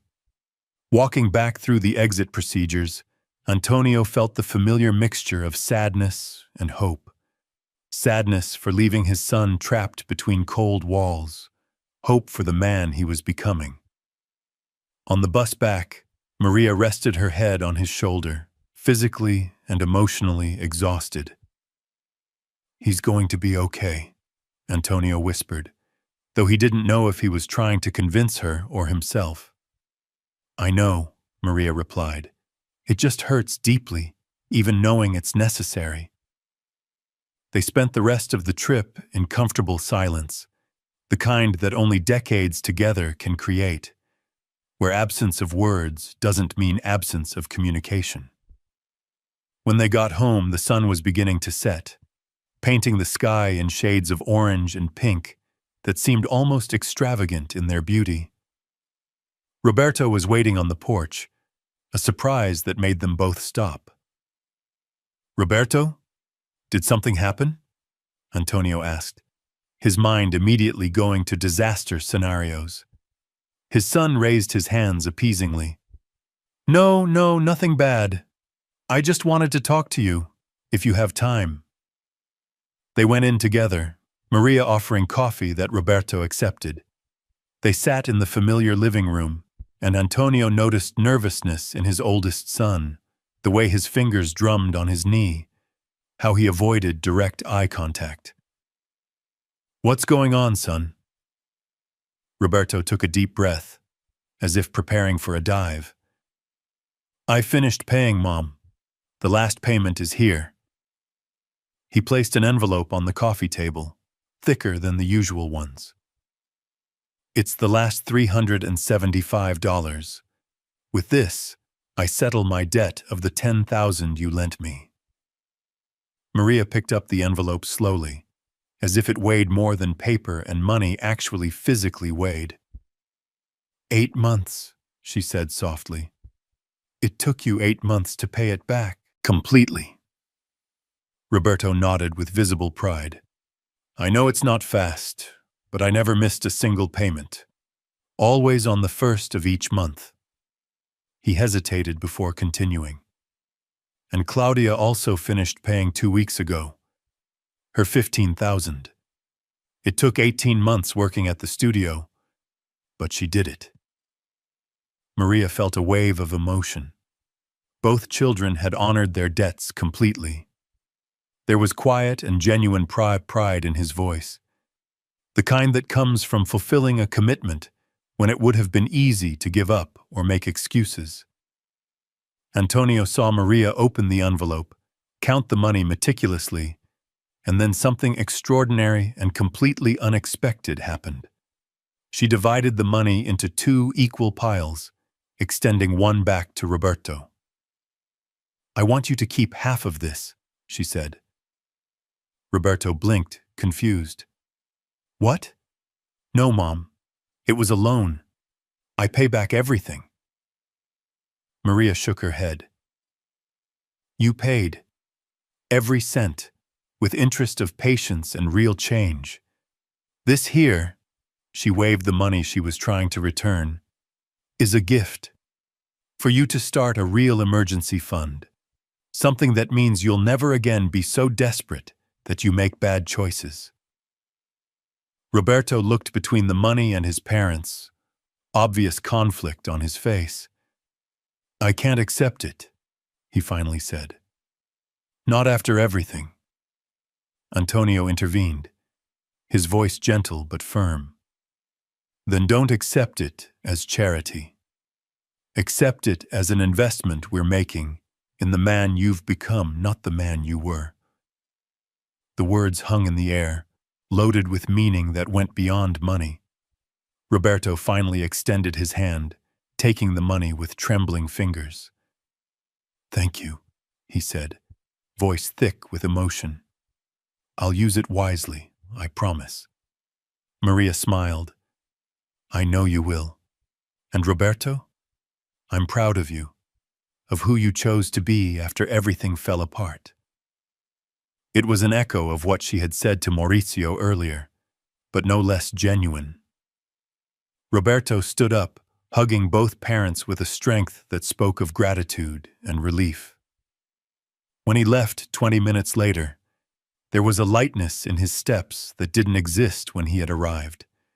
An invisible burden finally lifted. That night, lying in bed, Antonio and Maria talked in the darkness as they had done for decades. "Do you think we did the right thing?" he asked. "With everything? The choices we made?" Maria was quiet for so long that he thought she had fallen asleep. Then her voice came, contemplative. "I don't know if there's an absolute right in situations like this, Antonio. I think we did the best we could with the information and emotional strength we had at the moment. Did we make mistakes? Certainly. Were we too hard sometimes? Probably.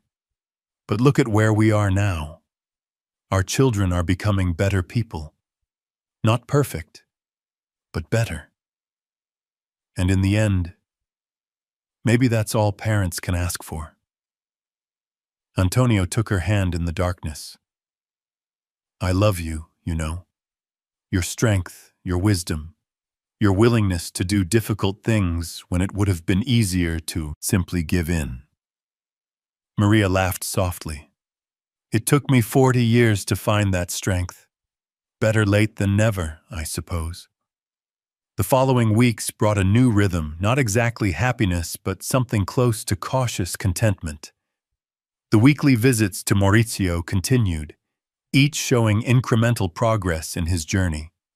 Roberto brought news that he had been promoted again, this time with a significant 20% salary increase. Claudia and Diego announced they were renewing their wedding vows, a small ceremony for close family only, a symbol of a new beginning. Donna Luisa continued improving, her speech increasingly clear, mobility gradually returning. Esperanza laid eggs consistently, and Maria had started selling the extras to neighbors, a small income but symbolic of how something given as an insult had become a source of sustenance and joy. Antonio had started a project to build a proper chicken coop, not just an improvised enclosure, but an appropriate structure that demonstrated respect for the bird that had witnessed his family's transformation. On a Friday in November, there was news that changed everything again. Maurizio's lawyer called with an update. Due to exemplary behavior and active participation in all rehabilitation programs, Maurizio would be transferred to an open regime in just 2 more months, 4 months earlier than expected. It meant he could work outside during the day, returning to the institution only to sleep. It was a significant step toward complete freedom. When they told him during a visit, Maurizio's face lit up with hope for the first time in months. "I'll be able to see you more," he said, his voice full of anticipation. "Not just 1 hour a week, but for real." Maria had been working on a surprise, and now revealed it. "If you want, there's a job waiting for you. At the studio, making custom furniture for clients. Claudia and I are expanding the business, and your carpentry skills would be perfect." The offer was loaded with meaning beyond a simple job. It was a vote of confidence, a chance to rebuild not just life but relationships within a family structure. Maurizio accepted immediately, gratitude overflowing in sincere promises not to disappoint. 6 weeks later, he started the open regime, arriving at the studio every morning at 7 o'clock sharp. Working with his mother and sister was strange at first. Decades of dysfunctional family dynamics not dissipating instantly. But gradually, new patterns emerged. Mauricio discovered he really loved carpentry, the precision required, the satisfaction of creating beauty from raw wood. Claudia, with experience dealing with clients from her time at the jewelry store, managed the commercial side with competence. Maria supervised everything, her vision and experience guiding a business that grew organically but steadily. At night, Maurizio returned to the institution, but the hours were increasingly less bitter, knowing that a productive day of honest work awaited him tomorrow. Roberto visited the studio frequently, helping with administrative aspects, bringing professional contacts that turned into clients. It was on a December night, 2 months after Maurizio started the open regime, that the dinner happened that would change everyone's perception of what they had gone through. They were all gathered, including Donna Luisa, who had insisted on walking without assistance to the neighboring house, demonstrating impressive recovery. Esperanza had entered through the open door, walking through the room as if she owned the place, making everyone laugh. It was Roberto who asked for the floor, tapping a spoon against a glass for attention. "I want to make a toast," he announced. "To the last year, to the last 12 months, which were without a doubt the most difficult of our lives." There were murmurs of agreement. Roberto continued. "But they were also the most transformative. I learned more about who I am, about what kind of man I want to be." Claudia nodded vigorously. "I agree. I lost a lot. My marriage almost ended. My business collapsed. My reputation was destroyed. But I gained something more valuable. Real knowledge of who I am when everything is taken away." Mauricio was next to speak, his voice still carrying traces of shame but also new strength. "I went to prison for stealing from my own mother. There's nothing I can say that undoes that. No excuse that makes it acceptable. But I can say this.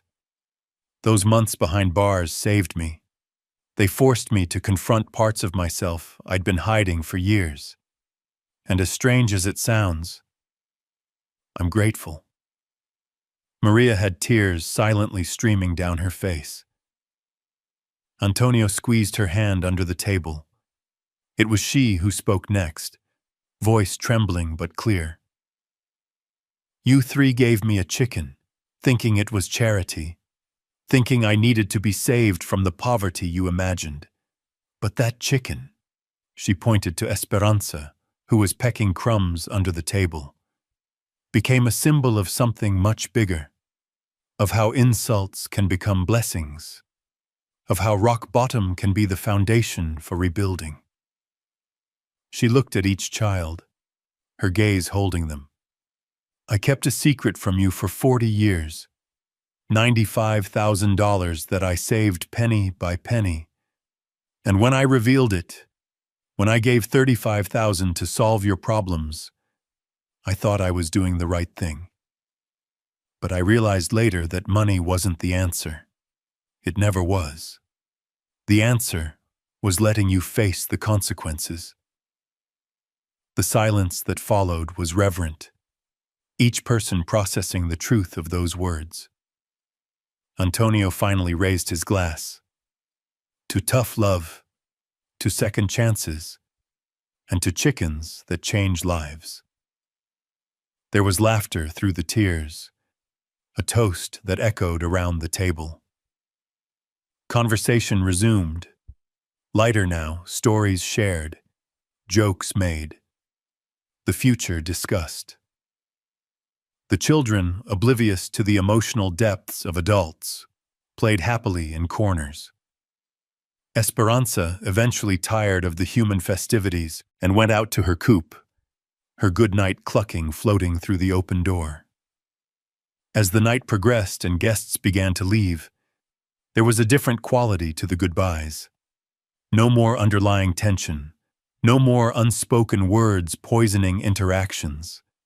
Just family, imperfect and scarred, but genuinely connected. When the door closed after the last visitor, Antonio and Maria stood in the quietness of their home. "I'm exhausted," Maria admitted, "but it's a good tired, the kind that comes from really living." December brought more changes. Maurizio would complete his open regime time in February and be completely free. He had arranged a small apartment to rent, modest but his, the first place of his own in years. He showed the apartment to Antonio and Maria with touching pride. There was only basic furniture, most of it made by himself in the carpentry shop, each piece a testament to developed skills. "It's not much," he said, "but it's mine, truly mine." Antonio thought of his own first apartment decades ago, how similar it had been. Maria had brought potted plants, curtains she had sewn, small touches that transformed empty space into a home. "It's perfect," she said honestly. Christmas Eve was celebrated at Antonio and Maria's house. This time, Maurizio was present, special permission granted. He held his grandchildren for the first time in more than a year, raw emotion on his face. Gifts were exchanged, modest but thoughtful. Roberto gave Antonio a new watch, a replacement for his grandfather's pocket watch that had finally stopped. "So you always have time," Roberto said. Claudia gave Maria a wool shawl she had knitted. "I learned from online videos," she explained shyly. Maurizio presented his gift last, clearly nervous. It was a wooden box, small but exquisitely crafted, with delicate flower carvings. "I made it for you to keep your special things," he told Maria, "as a small compensation for everything." Maria opened the box, seeing the velvet-lined interior. She placed her hand over her heart. "It's a treasure, Maurizio. More precious because it comes from you, from who you are now." She placed the box in a place of honor on the shelf. The rest of the night passed in genuine joy. When Maurizio had to leave, the hugs were long. January came with news that Maurizio would be released completely in February, 2 months ahead of schedule.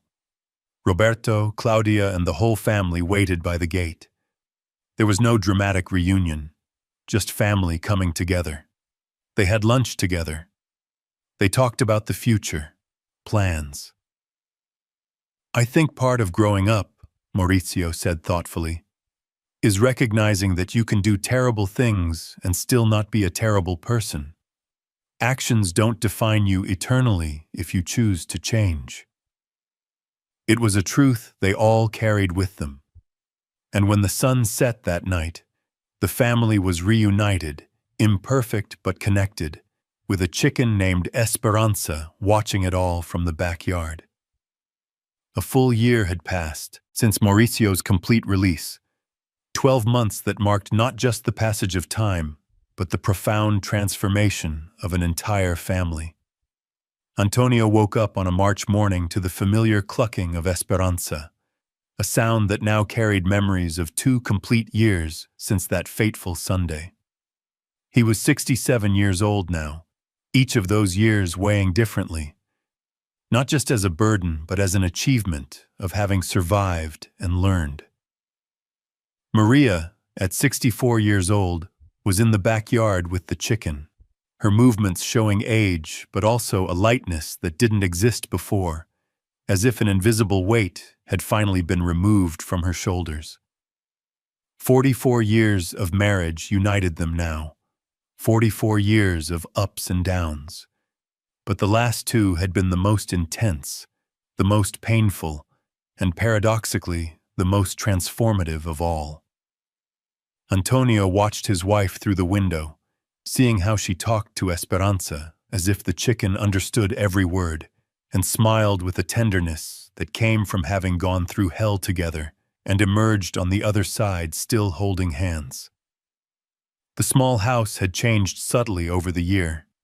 Not dramatic transformations, but modest improvements that made a significant difference. The walls had received new paint, a soft shade of yellow that Maria had chosen, claiming they needed more light and visual hope. The floor had been polished and treated, the cracks repaired.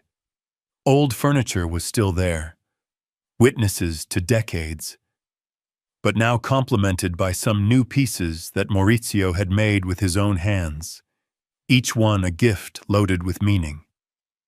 There was a worked mahogany coffee table, a rocking chair redesigned with improved ergonomics, a bookshelf with delicate carvings. Antonio touched these pieces frequently, feeling under his fingers not just wood, but tangible redemption, physical transformation of failure into skill. The chicken coop he had built had been expanded and improved by Maurizio, now a robust structure with proper perch, comfortable nesting area, even a small decorative fence around it. Esperanza reigned over her domain with avian dignity, laying eggs with impressive regularity that had become a small but constant income stream. Mauricio was completely free a year ago, living in his modest but tastefully decorated apartment, with furniture he himself had manufactured. He worked full-time at the studio now, gradually taking on more responsibilities as he demonstrated consistent reliability. The business prospered modestly, word of mouth bringing customers who appreciated artisan quality in an era of mass production. But redemption was not linear. There was a relapse. 3 months after starting at the studio, an old client of Claudia's, accustomed to discounts, paid for a dresser in cash, $450, and insinuated to Maurizio that he didn't need to declare everything. The old impulse spoke louder. Maurizio took $50 from the amount before delivering the payment to Claudia, telling himself it was a tip he deserved. For 2 days, guilt ate at him. He couldn't sleep, the small lie seeming as monstrous as the theft of $60,000.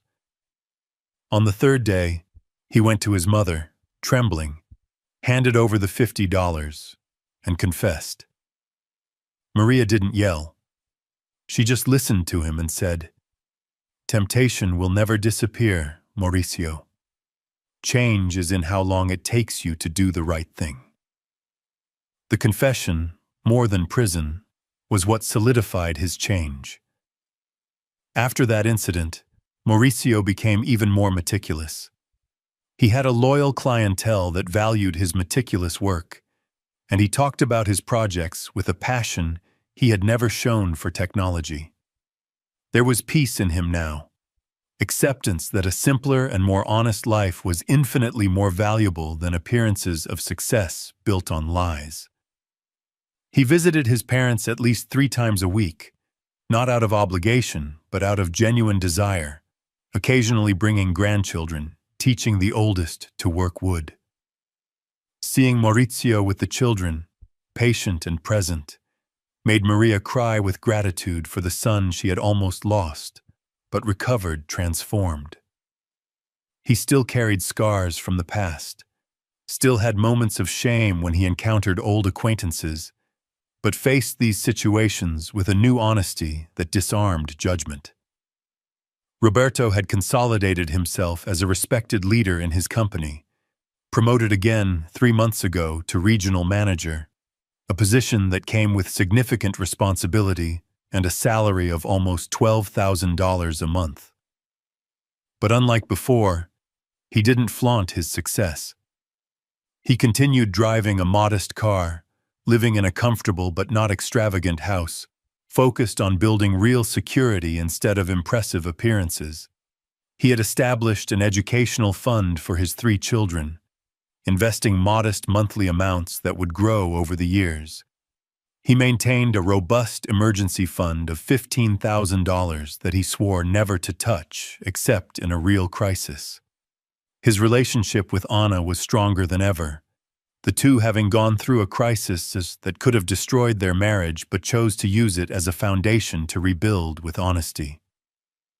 Roberto spoke openly about his past mistakes, even using his story in occasional talks about business ethics that the company promoted.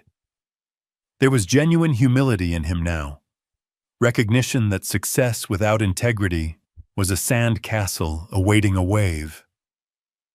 Claudia had found unexpected peace in simplicity. The studio she shared with Maria prospered modestly but steadily, the two women creating both custom clothing and decorative pieces. Claudia had discovered a talent for textile design, creating original patterns that clients loved. Her marriage to Diego was solid, the two having renewed their vows in an emotional ceremony where both cried openly while recognizing the second chance they had almost wasted. She had sold all the expensive jewelry she owned, except her wedding ring, using the money to pay debts and start a small savings. She now wore simple but elegant clothes that she sewed herself, finding satisfaction in creating instead of just consuming. Her 3 children adjusted surprisingly well to the changes, learning lessons about value and character that they couldn't have learned in expensive schools. Claudia taught them to sew, cook, appreciate manual work, skills she would have previously considered beneath her status, but now saw as essential for a well-lived life. There was an authenticity in her that attracted genuine people, and she laughed more now than when she had everything. Donna Luisa had made a remarkable recovery from her stroke, exceeding all medical expectations. Her speech was almost completely normal, only a slight slur occasionally when tired. Mobility was restored by 90%. Walking without assistance, although with an elegant cane as a precaution. Her mind remained sharp as a razor, perhaps even more acute, as if the near-death experience had clarified what really mattered. She visited Maria almost daily, the two friends sharing coffee and conversations that flowed from philosophical to benign gossip about the neighborhood.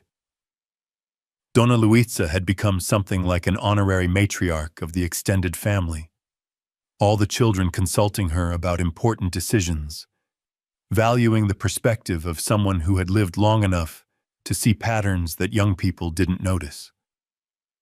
She watched the family's transformation with obvious satisfaction, frequently commenting that the chicken had been the best investment the children had made without knowing it. Her presence was a constant reminder of life's fragility, of how everything could change in a moment, making each day together more precious. The March morning was particularly beautiful, sun shining through sparse clouds, perfect temperature that was neither hot nor cold. Antonio went out to the backyard where Maria was feeding Esperanza, the chicken now clearly elderly in chicken years but still vibrant. "Good morning," he said, kissing the top of her head. "Good morning," Maria replied, straightening up with the effort that arthritic joints required. "Esperanza is slower today. I think she's getting old, like us." The chicken was 2 years old now, a respectable age for a layer, and although she still laid eggs, it was less frequently. Antonio stroked the bird's soft feathers, feeling a strange connection with a creature that had changed the course of their lives. "Maybe it's time to let her retire," he said. "She's given us so much." Maria nodded. "I'll never eat her, you know.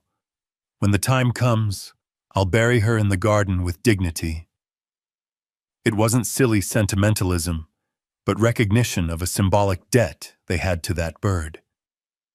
That weekend marked the 2-year anniversary since the Sunday of the chicken. Maria had suggested a small family celebration, not of the event itself, but of the journey it had unleashed.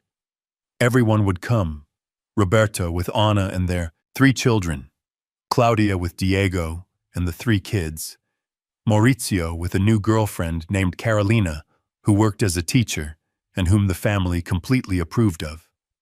Donna Luisa would be the guest of honor, naturally. Antonio had spent Saturday morning helping Maria prepare food. Not an extravagant banquet, but a hearty and homemade meal. Roberto arrived first, bringing modest wine and flowers for his mother. Anna hugged Antonio and Maria warmly, genuine gratitude in her eyes for having saved not just her husband, but the entire family. The children immediately ran to the backyard to see Esperanza, screaming with excitement when the chicken laid an egg as if performing on demand. Claudia arrived shortly after, bringing dessert she had made, her children immediately joining their cousins in the backyard. Maurizio was last to arrive, Carolina at his side, the 30-year-old woman with a genuine smile and kind eyes. She hugged Antonio and Maria as if she had known them for years, although it was only the second time they had met. "Maurizio talks about you so much," she said. "It's beautiful to see a family so united, despite everything you've been through." There was knowledge in her words, Maurizio having clearly shared his past, honestly, another sign of transformation. When Donna Luisa arrived, leaning lightly on her cane, everyone greeted her with reverence and affection. She settled into the most comfortable chair, queen over a loving court. The small house was full to overflowing, the noise of conversations and children's laughter creating a joyful cacophony. Antonio observed it all from a quiet corner, his heart full of complex emotion. 2 years ago, the family was fractured, relationships superficial, resentments simmering under an appearance of normalcy. Now, despite or perhaps because of the pain they had gone through, they were genuinely connected. Lunch was cheerful and chaotic, everyone talking at the same time, food being passed, children asking for more, frequent laughter. Afterward, when plates were clean and coffee served, Roberto asked for attention. "I want to propose something," he said. "I know this weekend marks 2 years since the day of the chicken." Nervous laughter. "And I thought it would be appropriate for each of us to share what we learned. Not just pretty words, but real honesty." There was silence, then Claudia spoke. "I learned that I am not what I own. For years, I defined my identity by jewelry, clothes, car. When I lost everything, I thought I would lose my identity. But I discovered it was exactly the opposite. I found who I really am when appearances were removed." She looked at Diego. "And I almost lost my marriage by valuing the wrong things. I'm grateful every day for the second chance." Diego squeezed her hand, emotion visible on his face. Roberto was next. "I learned that success without integrity is poison. You can have everything on the surface and be empty inside. I was. And learned that admitting a mistake is stronger than pretending perfection. My kids see me differently now. Not as an infallible Superman, but as a real man who fails but tries to do better." He looked at his 3 children who were listening attentively. "I hope you remember not the dad who had an expensive car, but the dad who learned to be honest." The children nodded seriously, the oldest saying, "You're a better dad now, Daddy." Roberto had to quickly wipe away tears. Maurizio took a deep breath before speaking. "I learned that you can fall so low that you think you'll never get up. I stole from my mother. I went to prison. I lost everything. But I learned that the everything I lost was worth nothing compared to what I gained. Character, honesty, peace." He looked at Carolina. "And I learned that when you're genuine about your failures, you attract people who value who you are, not what you pretend to be." The children listened to everything in unusual silence, feeling the gravity of the moment even without fully understanding. Antonio was next, a surprise since he normally avoided being the center of attention. I learned at 67 years old that it's never too late to see your wife clearly for the first time. He looked at Maria.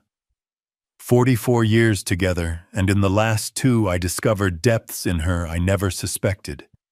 Strength I thought was weakness. Wisdom I confused with simplicity. I learned that the bravest person I know has been by my side all along. Maria was crying silently. Donna Luisa, never missing an opportunity for a sharp observation, intervened. And I learned that a stroke at 70 is the universe's way of saying to stop holding back important words. She looked around. You're an imperfect family.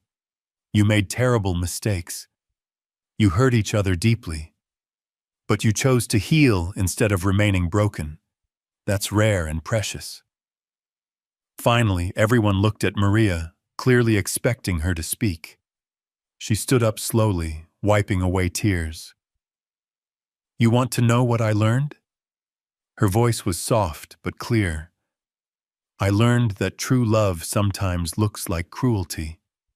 When I refused to help you immediately, when I put conditions on it, when I let Mauricio go to prison, part of me was dying. I constantly questioned whether I was being a good mother or a terrible mother. She paused, emotion clear. But I learned that being a good mother doesn't mean protecting children from all consequences. It means loving them enough to let them fall when necessary, knowing that the fall can teach what protection never would. She looked at each child. You gave me a chicken as an insult. You thought it was charity for poor parents, but it forced everything to the surface. Secrets, resentments, lies, everything came to light. She pointed to Esperanza, visible through the window. That chicken saved this family, not despite being an insult, but because it was an insult. Roberto spoke with a trembling voice. Mom, about the money you saved for 40 years. How do you feel about having given so much? Maria considered carefully. I gave 35,000 of the 95,000 I had. Mauricio took another 60,000 but returned it. And you too, Roberto and Claudia, paid back the 25,000 I lent you. So now I have 85,000 saved, even more than when I started helping you. She paused. But I realized something. Money was a symbol of control, of security, of having something of my own. When I gave part of it, and when Mauricio took the rest temporarily, it was liberating in a strange way. I discovered that my security didn't come from money, but from knowing that I raised children who, despite all their mistakes, finally chose to do the right thing. Mauricio sobbed audibly. Sorry, Mom, for everything. Maria walked to him, touching his face. I know, son, and you paid your debt not just by returning the money, but by transforming your life. She turned to everyone. All 3 of you paid your debts. Roberto paid every financial penny and much more in character change. Claudia worked by my side and gave me the gift of truly knowing her. Mauricio paid with his freedom and emerged a better man. Claudia asked hesitantly, And the 85,000? What are you going to do with it? Maria looked at Antonio, who nodded encouragingly. 25,000 will be divided among the 3 of you eventually, when your father and I are gone. Not now because you don't need it now. 30,000 will go to an educational fund for the grandchildren, managed by all of you together, so you learn about shared responsibility. And 30,000, she smiled, your father and I are finally going to use to live, travel, see beaches, eat well, enjoy the years we have left. Antonio pulled her into a hug. You deserve everything, Maria. 40 years saving for others. Now it's time to live for yourself. The approval in the room was unanimous, everyone agreeing it was more than fair. The children, absorbing everything with seriousness beyond their years, began asking questions about money, saving, honest work. And their parents answered honestly, using the family story as a living lesson. As the afternoon progressed, conversations divided into smaller groups. Antonio found himself in the backyard with Roberto and Maurizio, 3 generations of Silva men. "Dad," Roberto said, "I never properly thanked you for not giving up on us." Antonio shook his head. "It wasn't me. It was your mother. She had courage I didn't have." Maurizio agreed. "She loved us enough to let us fall. How many mothers would do that?" They stood in silence, watching Esperanza scratching. "That chicken," Roberto said, laughing, "will be immortalized in family history. Remember when we gave Grandma and Grandpa a chicken?" Mauricio grimaced. "My future children will hear that story as a warning." Antonio smiled. "Good. Let them hear it. And let them learn that sometimes the stupidest mistakes lead to the best transformations." The 3 men stood together, reconciled not by forgetting the past, but by facing it honestly. Inside the house, Maria, Claudia, and Carolina talked while washing dishes. "What's it like dating Mauricio knowing his past?" Claudia asked directly, always frank. Carolina smiled. "It's dating a man who knows darkness and chose light. He's honest about his flaws, in a way most people can't be. That's incredibly attractive." She paused. "And you, as a family, supported him through the worst. That says everything I need to know." Maria hugged Carolina. "Welcome to the family, dear. We're imperfect, but we're real." Claudia added, "And we have a famous chicken." The 3 laughed. The sound of women who found peace in simplicity. Anna joined them, and the 4 shared stories, creating bonds that transcended formal family obligations. There was a sisterhood emerging, founded not on perfection, but on shared vulnerability. Donna Luisa watched from her chair, obvious satisfaction in experienced eyes. When the sun began to set, painting the sky in dramatic shades of orange and purple, the family gathered for a photo.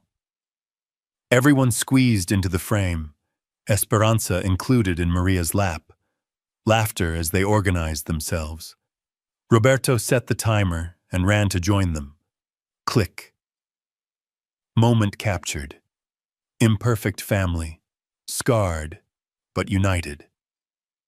Later, after everyone had left and the house was quiet again, Antonio and Maria sat on the sofa. "Tired?" he asked. "Exhausted," she admitted, "but happy." She leaned against him. "Do you think it was worth it? All the pain? All the struggle?" Antonio considered. 2 years ago, if someone had told me that Maurizio would go to prison, Roberto would lose his job, Claudia would be sued, and everything would fall apart, I would have done anything to prevent it. But looking now, seeing who they've become, yes, it was worth it. Not because the pain was good, but because the growth it caused was essential. Maria nodded. Sometimes God answers prayers not by giving us what we ask for, but by giving us what we need. They sat in comfortable silence. Weeks later, Maria and Antonio began planning the first real trip of their lives. They chose the Brazilian Northeast, beaches they had always wanted to see.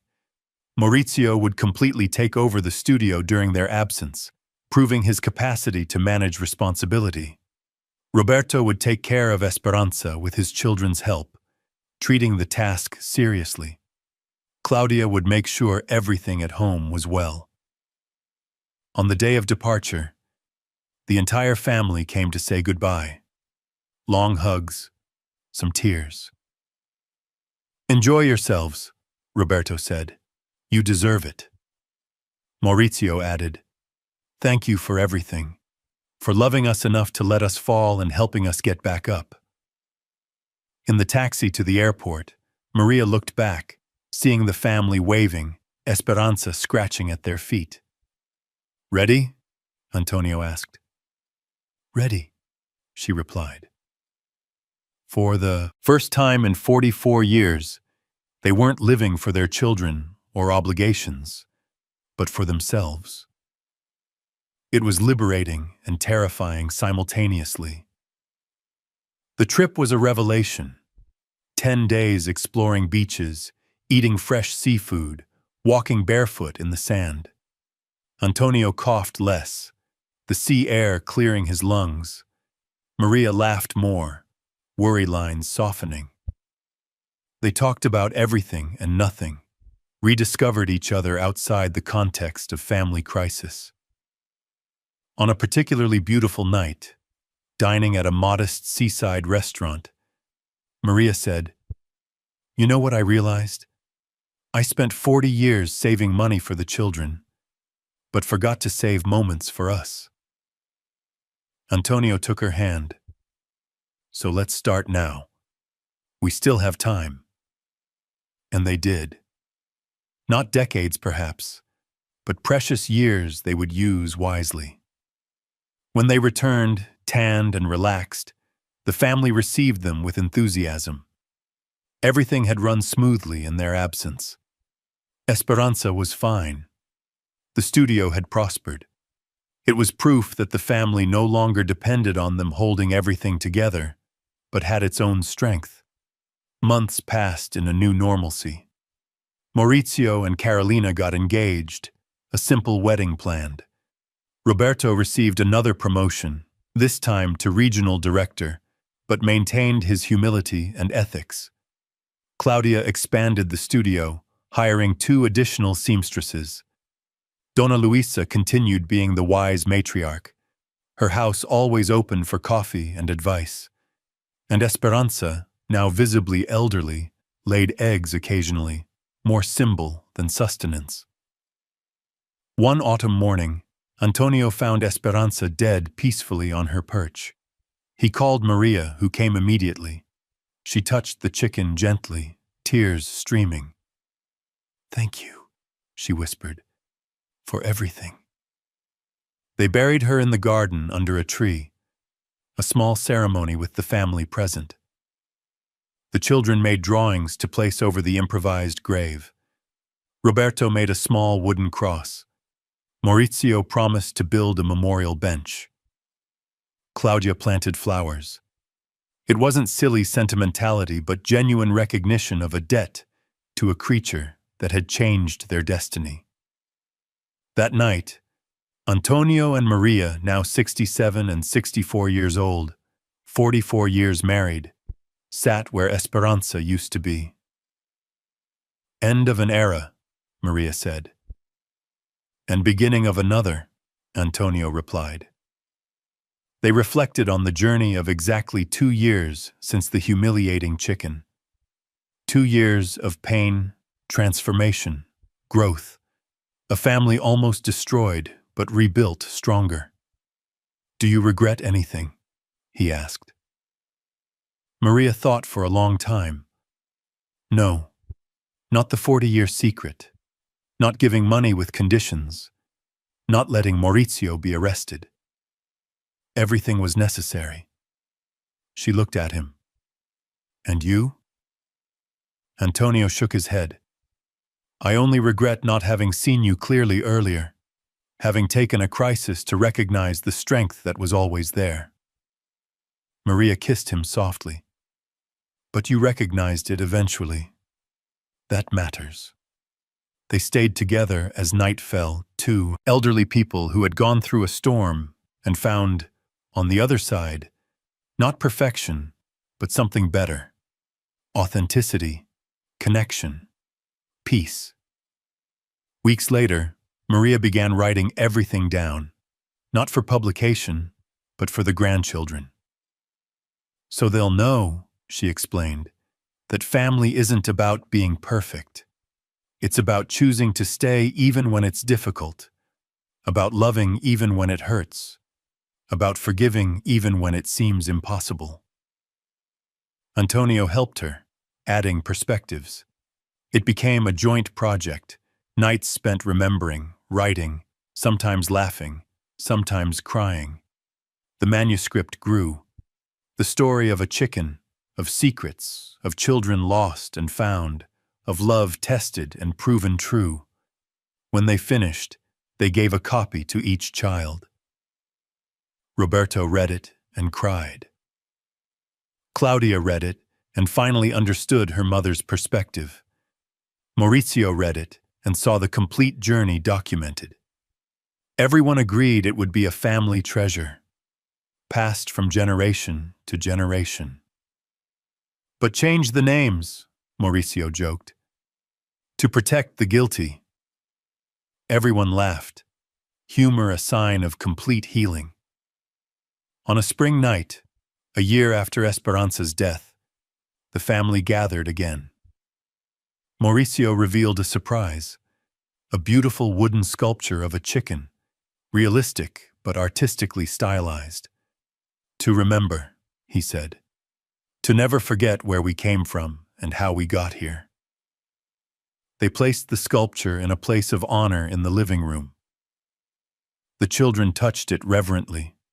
Stories of grandma and grandpa and the magic chicken already becoming family legend. Donna Luisa, observing everything, declared, "You transformed tragedy into triumph, insult into inspiration. That's the art of living well." Her blessing meant everything. That night, after everyone had left, Antonio and Maria sat in silence. They didn't need words. 44 years together, approximately 70 years of life each, and finally, peace. Not the absence of problems, but the presence of purpose. Not perfection, but authenticity. Not material wealth, but relational wealth. Maria broke the silence. If we could go back to that Sunday, 2 years ago, and change everything, would you? Antonio considered deeply. The memory of humiliation still burned slightly, a scar that would never completely disappear. But looking around the modest but loving house, thinking of transformed children, of a reconnected family, of a life finally lived with purpose. "No," he said firmly, "I wouldn't change anything. Because this," he gestured encompassing everything, "this was worth every moment of pain." Maria nodded, agreeing silently. She stood up, walked to Esperanza's sculpture, touched it gently. "Thank you, little one," she whispered, "for being the gift we didn't know we needed." And in that moment, in that humble but love-filled house, 2 elderly people who had almost lost everything discovered they had, after all, exactly what they needed: each other, a transformed family, and a legacy, not of money, but of redemption.